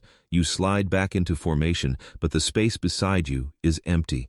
It will always be empty now. Your wingmate's absence is a wound carved into the line. A reminder that the void takes and never gives back. You feel it with every breath, with every flick of the stick. The empty space beside you is louder than the engines, heavier than the hull, sharper than the alarms. And you wonder, when you vanish, will someone feel your absence too? Or will you disappear into the void so completely that not even memories survive? Your sensor. As chirp, enemy movement ahead. The squadron adjusts, weapons armed. You swallow hard, hands trembling again, as the abyss swallows your fear and spits it back as inevitability. Another fight is coming, another chance to vanish. You think of your wingmate's last words, that half-joke over comms, light-hearted and small against the infinite dark. You hold it in your chest like a candle against the cold. But even candles burn out. Your commander's voice barks in your ear. Engage. And as you push the throttle, as your fighter screams into the void, you understand the truth more than ever. Pilots don't get graves. They don't get funerals. They don't get remembered. They only get silence. And maybe, just maybe, silence is all that's waiting for you now.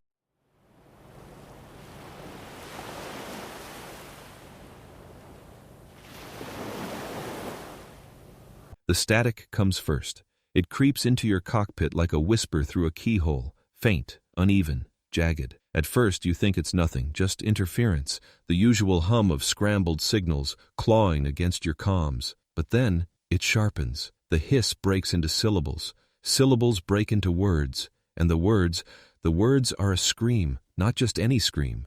The scream you thought you'd buried, the one you swore you'd never hear again. It's your wingmate's voice, ragged, sharp, cut off mid-word as fire swallowed their ship whole. The scream they gave when death reached through their cockpit and tore them into silence. You grip the controls tighter, your knuckles whitening beneath the gloves. Your breath catches in your throat. For a heartbeat you can't move, because you know what you're hearing is impossible. They're gone. You saw them vanish. You felt the void claim them, and yet their voice is here. That's why it sucked to be a pilot. You try to tell yourself it's just a ghost of the signal, some fragment bouncing through the endless dark, caught in your comms like an echo trapped in a canyon. But your gut twists, and you know better. This isn't random static. This isn't chance. This is memory sharpened into sound. bleeding through the fabric of silence to remind you of everything you've lost. The scream ends as suddenly as it began, and in the vacuum it leaves behind, you're left with something worse than fear. You're left with silence that feels alive, silence that waits for you to answer. You whisper their name before you realize you've spoken. The syllables crack against your dry throat, weak, hollow, and for a moment you swear the static shifts in response, like the void itself is breathing with you. Your heart pounds. You want to believe you imagined it, but deep down, you know you didn't. The void remembers. Your eyes sting as you blink, your gaze fix. D on the stars, stretched endlessly before you, each one looks sharp enough to cut. Cold light against infinite black, and in that light you see reflections that aren't there, shapes that vanish when you blink. Your mind runs back to every battle, every explosion, every friend lost in a blaze of fire and silence. Their voices pile up inside you, warnings cut short, jokes unfinished, screams that break off mid-syllable. They swirl in your head until you can't tell which were real and which your memory has invented, and it doesn't matter, because either way, they haunt you. That's why it sucked to be a pilot. You tell yourself to focus. Hands trembling, you adjust the throttle, check your sensors, remind yourself you're still alive, but the guilt presses down, heavier than the controls beneath your palms. Why them and not you? Why are you still breathing recycled air while their lungs filled with fire? Your throat tastes like metal. You bite it back, force yourself to breathe, but each inhale drags the weight deeper, and you wonder, is survival a blessing? Or just another kind of punishment? The static flares again. This time it's not a scream, it's a laugh, the laugh you know by heart, the one that used to echo over comms, cutting tension like a knife through smoke, the laugh that carried you through missions that should have broken you, and hearing it now, it doesn't comfort you, it crushes you, because it isn't here, it's gone, and the void is mocking you with its absence. You slam the side of the console with your fist, the sound dull inside the helmet. Stop, you whisper, voice cracking. Stop it. But the void doesn't listen. You squeeze your eyes shut, and suddenly you're back there, watching their ship bloom into light, watching the fragments scatter, watching the stars swallow them whole, and the sound, oh the sound you thought you could forget, it floods through you again. Your chest heaves, sweat clings to your skin, cold against your flight suit. You tell yourself you're imagining it. That grief is playing tricks on your mind. That memory is the cruelest ghost of all. But the static lingers, and the voices linger. And deep down you wonder if maybe the void really does keep the dead, not as bodies, not as graves, but as voices. Voices that never stop screaming. That's why it sucked to be a pilot. You try to drown it out. You reroute the comms, adjust the frequency, cut the channel. But even when the cockpit is silent, you still hear it. Not with your ears, but inside your skull, pressed into the marrow of your bones.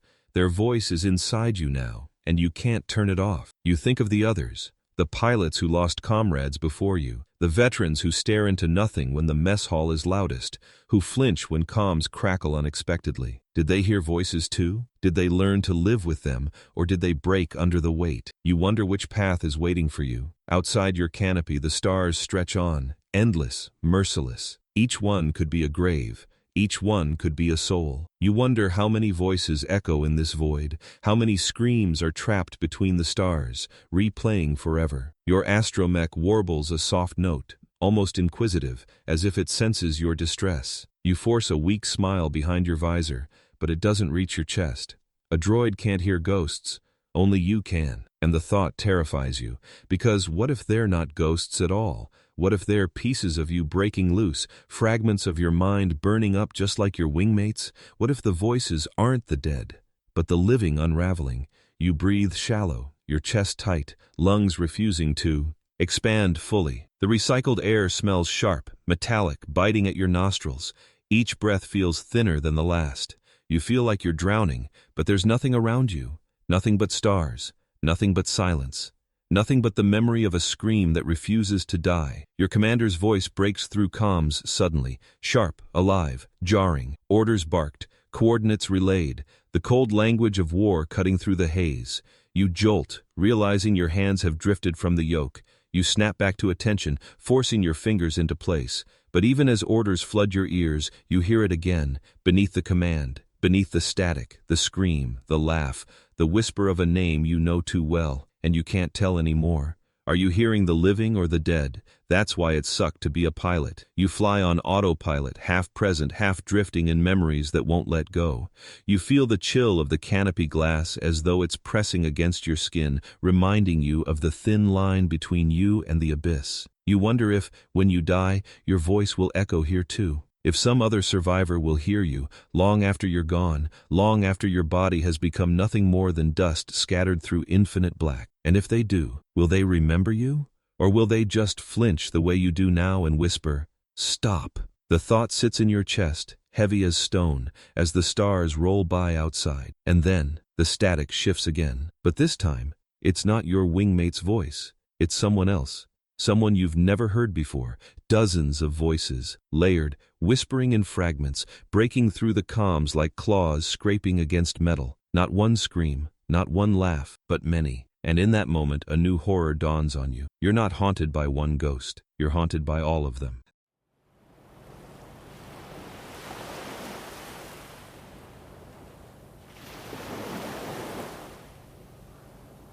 The hangar doors swallow you whole. Your fighter hisses as it settles onto the deck, hydraulics groaning like bones under weight. The canopy unlocks with a sharp metallic hiss, and for a fleeting second you expect to hear it. The chatter, the laughter, the rough voices of comrades spilling across the hangar like music after a storm. You expect the clatter of boots, the cheer of mechanics rushing to greet survivors, the ragged shouts of those who lived daring to celebrate the impossible. But nothing comes.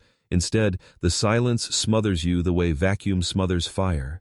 You pull off your helmet, and the recycled air of the hangar tastes bitter in your mouth, dry as ash. It clings to your tongue, thick with the faint tang of coolant and scorched metal. It's a victory, they'll tell you. The enemy was pushed back, the squadron succeeded. But as your boots hit the deck, the sound echoes hollowly in a cavern that feels more like a tomb than a sanctuary. That's why it sucked to be a pilot. You glance down the rows of ships, your chest tightening with every empty space. Some fighters didn't make it home. Some seats stayed empty, and each gap glares at you like a missing tooth in a jaw built of steel. You know who should be there. You know which laughter should have filled this silence, which voices should have joined yours in mocking death for another night. But they're gone. You climb down from the ladder, legs trembling, not from fatigue, but from the weight pressing behind your ribs. Each step echoes too loud, as though you're intruding on a sacred place. Mechanics move in shadows, their eyes lowered, their motions slower than usual.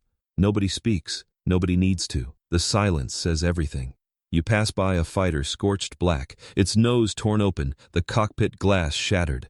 Blood still stains the frame, brown and flaking in streaks where the pilot was dragged out too late. You force yourself to look away, but your gut twists.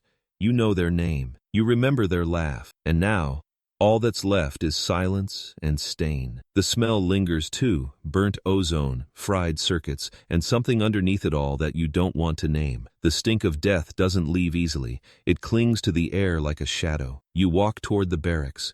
With each step, the silence grows heavier. You want to hear something, anything. A joke tossed carelessly, a snore echoing through bunks, a voice calling out, teasing you for barely making it back. But the closer you get, the more you know you won't. The doors slide open with a soft hiss, and the emptiness hits you harder than any battle. Rows of bunks stretch before you, neat, silent, untouched. Too many of them are stripped bare, mattresses flat, belongings gone. The small things, the cards left on tables, the ration wrappers tucked beneath pillows, the faint smell of sweat and laughter, are gone. Victory, they said. But here, victory feels like absence. Victory feels like ash. You sit down on your bunk, the frame creaking under your weight. The mattress feels harder than usual, the air colder, the walls tighter. You stare at the empty spaces around you, the bunks that should have been full of life. And for a moment you wonder, is this what winning looks like? A room half empty, laughter replaced by silence, voices erased? That's why it sucked to be a pilot. Your hands shake as you peel off your gloves, your skin clammy and raw. You flex your fingers, but the tremor doesn't stop. You close your eyes and try to breathe, but the images won't leave you. The way ships exploded into light, the way screams cut off mid-word, the way the void claimed them without ceremony. They're ghosts now, and you carry them in your chest like weights chained to your lungs.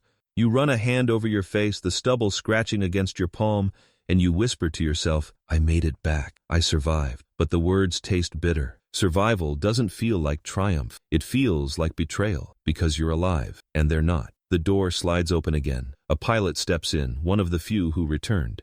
They glance around the room, eyes catching on the empty bunks, and you see the same weight on their face. They don't speak. They don't need to. You exchange a look, half grief, half resignation. And in that look, you understand each other. Victory doesn't mean what the commanders think it means. You tell yourself you should feel proud. You tell yourself the galaxy is safer because of what you did. You tell yourself their sacrifice meant something. But deep down, the truth gnaws at you. You don't feel proud. You feel hollow. You feel like the void has followed you back here, into these walls, into your lungs, into your dreams. Later, you sit in the mess hall staring at the untouched tray before you. The food smells bland, metallic, heavy with recycled water and protein paste. You try to eat, but each bite turns to dust on your tongue, choking you with the taste of absence. Around you, the survivors sit scattered, each one silent, each one staring at something only they can see. No one laughs. No one speaks. Even the clink of utensils sounds wrong, too sharp, too loud, and every empty chair is another reminder. That's why it sucked to be a pilot. You think back to the beginning, when you signed up, when you thought of glory, of victories, of being remembered. You thought battles would make you a hero. You thought winning would feel like light breaking through darkness. But here, in this silence, you realize something far colder. Winning doesn't feel like light. Winning feels like ash. You finish the meal out of duty, not hunger. Each swallow drags guilt deeper into your chest, heavier with every mouthful. And when you stand, you glance back at the empty seats, knowing they'll never be filled again. You walk back to your bunk, each step heavier than the last. You lie down, staring at the ceiling, listening to the hum of the station, the faint thrum of engines vibrating through the floor. And in that hum, you swear you hear it, the voices again, the laughter, the screams, the ghosts. You close your eyes, but sleep doesn't come. Only memories, only echoes, only silence that feels alive. And you know tomorrow will be the same. Another battle, another victory, another silence waiting to greet you when you return. You wonder how many more victories you can survive before the silence swallows you too. That's why it sucked to be a pilot. Your eyes sting, your chest tightens, and you whisper into the dark, how many more? The void doesn't answer, but the alarms do. They rip through the silence like knives, shrieking, merciless, demanding. Red light floods the barracks, painting the walls with the color of blood. Your body jolts upright, instinct overriding exhaustion. The next battle has already begun, and as you run, heart hammering, lungs burning, you realize the truth. There is no time to grieve, no time to mourn, no time to breathe, only battles, only silence, only victories that taste like ash.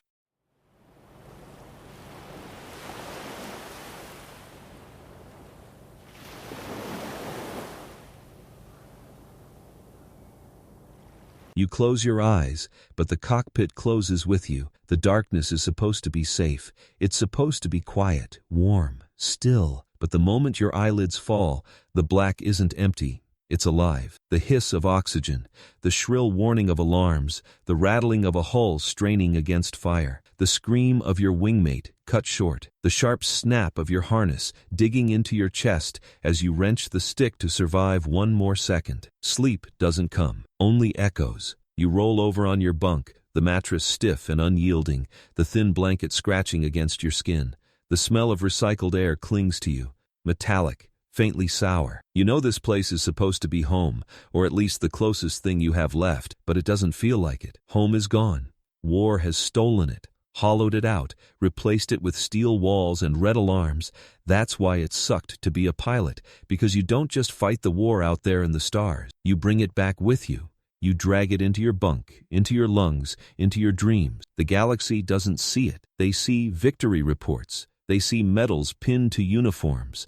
They see ships limping back into hangars and call it survival. But you know the truth. You didn't leave the battle behind. The battle followed you home. You turn onto your back, staring at the ceiling. The hum of the station vibrates faintly through the frame beneath you, a sound that once meant safety, but now feels like a threat waiting to happen.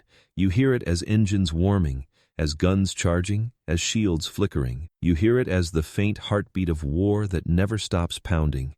Your chest tightens. You close your eyes again, and you're back in the cockpit. The stars flare, too bright, too sharp, cutting into your vision like knives of light. The targeting reticle flickers. Your hands grip the stick so hard your knuckles ache, and the alarms. scream in your ears. Someone's voice fills your calm, half a shout, half a prayer, and then silence, cut like a throat slit in the dark. You jerk upright in your bunk, heart hammering, breath ragged. Sweat clings to your skin, cold and clammy. The barracks are dark, quiet. Others sleep, their breaths soft, their faces calm. You envy them, hate them, love them all at once. How can they rest while your head burns with ghosts? How can they breathe while the air still tastes like smoke and blood? How can they close their eyes without seeing fire? You stand. The floor is cold beneath your bare feet, metal biting at your skin. You move quietly, careful not to wake anyone. The hallways hum with the low throb of power, red emergency lights painting shadows across your path. Every shadow feels alive. Every corner feels like danger. You know it isn't. You know you're safe. But war doesn't care about logic. War rewires you, poisons you, breaks you until silence feels like a trap. That's why it sucked to be a pilot. You find yourself in the hangar, drawn without thought. The ships sit in neat rows, sleeping beasts of steel, their hulls reflecting the dim light in broken shards. You breathe in the sharp scent of coolant and oil, and it floods you with memory. You walk past the fighters, fingers brushing their cold frames. Some are scarred, patched, burned. Some are whole, some are missing, their absence screaming louder than any alarm. You stop in front of one ship. It looks like yours. It smells like yours, but it isn't. It belongs to someone who isn't here anymore, someone whose laughter should have still been echoing in the mess hall, someone whose last words were swallowed by static. You touch the hull anyway, palm flat against the cold metal, and you whisper their name. The name cracks in your throat, fragile, broken. The hangar swallows it whole. You feel the war inside you then, heavy, choking, coiled around your chest like a serpent. You know you can't put it down. You can't take it off like a uniform or hang it up like a helmet. It clings to you, burrows into you, follows you, even here. Especially here. You return to your bunk hours later, though sleep never comes. You lie awake until the lights rise, until the station stirs, until the others move again. You watch them pull on their flight suits, adjust their gear, force smiles they don't feel. You do the same, because that's what pilots do. You bury the weight. You wear it like armor. You pretend survival is enough, but you know better. Survival isn't freedom. Survival is a prison built of ghosts. Later, in the mess hall, the smell of protein paste fills the air. You sit at a table, tray untouched. Around you, voices murmur in low tones, but you barely hear them. You hear engines roaring. You hear weapons firing. You hear screams swallowed by static. Every sound carries an echo. Every silence carries a ghost. You push the food away. The taste doesn't matter. The hunger doesn't matter. Only the weight matters. The weight pressing against your ribs, pressing against your throat, pressing against your soul. That's why it sucked to be a pilot, because the war doesn't end when the battle does. The war doesn't stop when the guns fall silent. The war follows you, into your meals, into your dreams, into every moment you try to call peace. You try to tell yourself it's worth it. You try to tell yourself the galaxy needs you. You try to tell yourself the sacrifices mean something. But when you walk past the empty bunks, when you see the ships missing from their rows, when you whisper names into the dark and hear no answer, you wonder, what if it isn't worth it? What if survival is just another kind of death? You don't say it out loud. You don't dare. But the thought burrows in, festering, waiting, and deep down you know you're not the only one who feels it. You see it in their eyes. You hear it in their silence. You feel it in the air that hangs heavy with ghosts. That's why it sucked to be a pilot, because even when you live, part of you dies. The shift siren breaks your thoughts. It's time to suit up again, time to climb back into the cockpit, time to let the war claim another piece of you. You move with the others, step into the hangar, smell the oil and metal again. You strap in, the harness digging into your chest, the helmet sealing over your head. The cockpit hums to life around you, familiar, suffocating. You close your eyes and for a moment you wonder if this time you'll come back, or if you'll be the ghost someone else carries.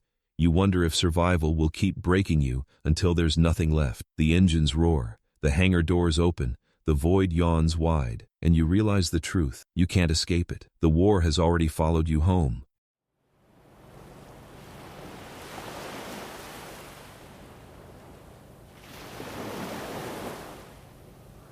It always starts the same way, with silence. Not the silence of peace, but the silence of inevitability. The silence you hear when the alarms haven't sounded yet, but you know they will. The silence when the hangar still hums with life, but you can already feel the shadow of death stretching across the floor. It's a silence that lives under your skin, a silence that whispers, "This is it, this is the one." You sit on the edge of your bunk, boots planted on the cold floor, flight suit half-zipped, hands trembling in your lap. The air feels heavier today, thicker somehow, as if the station itself knows, as if the walls are holding their breath. You try to breathe in, try to steady yourself, but it doesn't feel like air filling your lungs. It feels like smoke, like the remnants of fires long burned out. That's why it sucked to be a pilot, because you always knew the war didn't care who you were. It didn't care about skill, about instinct, about luck. The war devoured everything eventually. The galaxy was patient, the stars were patient, and patience was always stronger than flesh. You hear the briefing siren echo through the hall.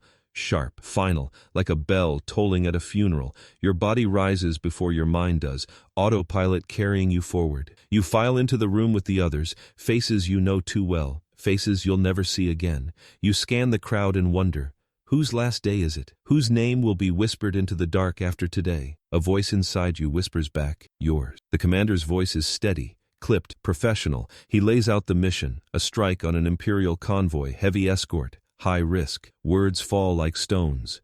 TIE squadrons, frigates, probable losses, probable. You bite down on the word like it's glass, sharp enough to cut. Probable doesn't mean someone else. Probable means you. The holomap glows, painting blue and red across tired face. As you watch the vectors light up, watch the strategy unfold, but your eyes blur. You're not seeing the plan, you're seeing the end. Your end. The war doesn't need your name. The galaxy won't pause for your absence. The mission will continue with or without you. That's why it sucked to be a pilot. Because one day, every pilot flew their last mission, and most never knew it until it was already too late. You follow the line out of the room, footsteps heavy, the hallway narrowing like a throat closing. You reach the lockers, pull your helmet down. The visor catches your reflection, pale, tired, eyes ringed with shadow. For a moment, you don't recognize the person staring back. You lift the helmet, place it over your head, and the world becomes muffled, hollow, distant. The sound of your own breath fills your ears, mechanical, shallow, like a countdown. In the hangar, the ships gleam under harsh lights, their hulls scarred, patched, yet ready. Mechanics rush like veins of a living beast, fueling, arming, sealing. The smell of oil and ozone fills the air, sharp, metallic, choking. You walk past rows of fighters, each one a coffin waiting for a body. You reach yours. It sits silent, waiting, patient as the stars themselves.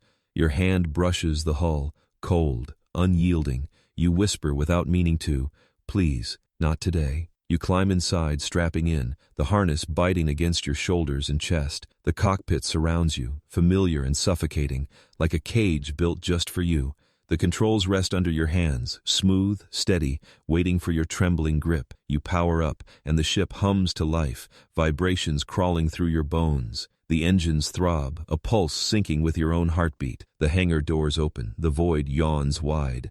You launch. The stars swallow you whole. The comm crackles with voices, call signs, confirmations, clipped words trying to moss. Fear. You add your own, voice steadier than you feel. The formation spreads, wings slicing through the dark, a fragile line against the endless abyss.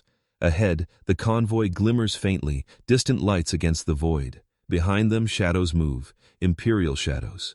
Too many, always too many. Your stomach tightens, your breath fogs the inside of your visor. You flex your hands on the controls, but they don't stop shaking. They never stop. You tell yourself it isn't fear. It's never fear. It's knowing. Knowing that today might be the day the stars finally collect their debt. The first alarms blare. The first lock-on scream pierces your ears. And then the void erupts. TIEs descend in swarms, shrieking through the black, their green lances tearing the dark apart. Explosions bloom like cruel flowers, petals of fire and ash. The convoy tightens, frigates' guns blazing, heavy cannons shaking space itself. You dive, you roll, you weave through the chaos, every nerve lit with fire. The comm fills with screams, voices calling out hits, calling out losses, calling out prayers cut short. Each sound is a knife, each silence after is worse. You grit your teeth, pull the trigger. Fire bursts from your cannons, shredding a TIE into shards. For a second, there's relief. For a second, there's breath. Then another lock-on wails, and you dive again. You can't think, you can't plan, you only react. Muscle memory, instinct, desperation.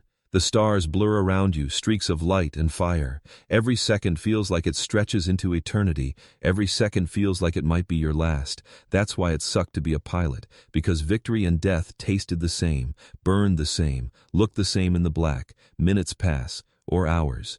You don't know. The convoy still burns ahead, the frigates still spitting fire, the swarm still unending. Your squadron is smaller now, too small. Names you knew are gone, laughter you remember is gone. You're still here, but you don't feel alive. You feel like the void is already swallowing you piece by piece. Then it happens. A flash, a sound, a jolt that tears through your fighter. The hull screams. The alarms wail. Fire licks at your systems. Red lights bathing the cockpit. Your ship shudders, dying in your hands. You yank the controls, but they're heavy, sluggish, unresponsive. You taste blood in your mouth, copper sharp against your tongue. You smell smoke, acrid and choking. You hear your own heartbeat hammering faster than the alarms. And in that moment, clarity strikes. This is it, your last mission. Not because of skill, not because of choice, but because the stars decided it was your turn, because the galaxy doesn't care, because the war doesn't care. You breathe once, deep, shaking. You look out at the stars, so cold, so endless, so patient, and you think of home. Not the barracks, not the hangar, the real home, the one long gone, the one stolen by war. You wonder if you'll see it again in some way. You wonder if you'll see the faces you lost. The fire grows, the ship breaks, the void yawns, and you realize something. There are no survivors forever, only survivors for now. That's why it sucked to be a pilot, because every mission was the last one, until it finally was. Your ship lurches, alarms shrieking their final scream. You grip the controls one last time, hands steady now, no longer shaking, because there's nothing left to fear, only the inevitable, only the patient star. The void closes in, the fire swallows, the mission fades, and as darkness takes you, one final thought drifts across your mind. Was it worth it?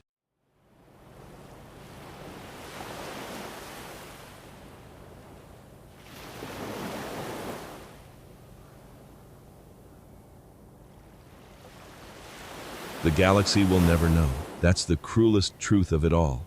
Billions will chant the names of battles, trillions will speak of victories, and the stories will echo for generations. But you know what they'll never feel? The silence after an explosion, the emptiness of a squadron that never came home, the sound of your own breath in a cockpit that feels more like a coffin. You know it because you lived it. The galaxy will always remember the Death Star's fall. They'll remember Endor, Yavin, Jakku. They'll remember the fireworks that painted the skies above liberated worlds, the songs that rose from streets full of laughter and drink. They'll remember the images broadcast across 1,000 systems, the glowing faces of leaders standing proud, the banners unfurling in celebration. That's what history loves. The spectacle, the triumph, the moment when the war looked worth it. But you don't remember fireworks. You remember the cold taste of recycled oxygen against your tongue, sharp and metallic. You remember the smell of ozone and burning insulation in your cockpit when the shields failed. You remember the vibration of the hull when blaster fire grazed too close.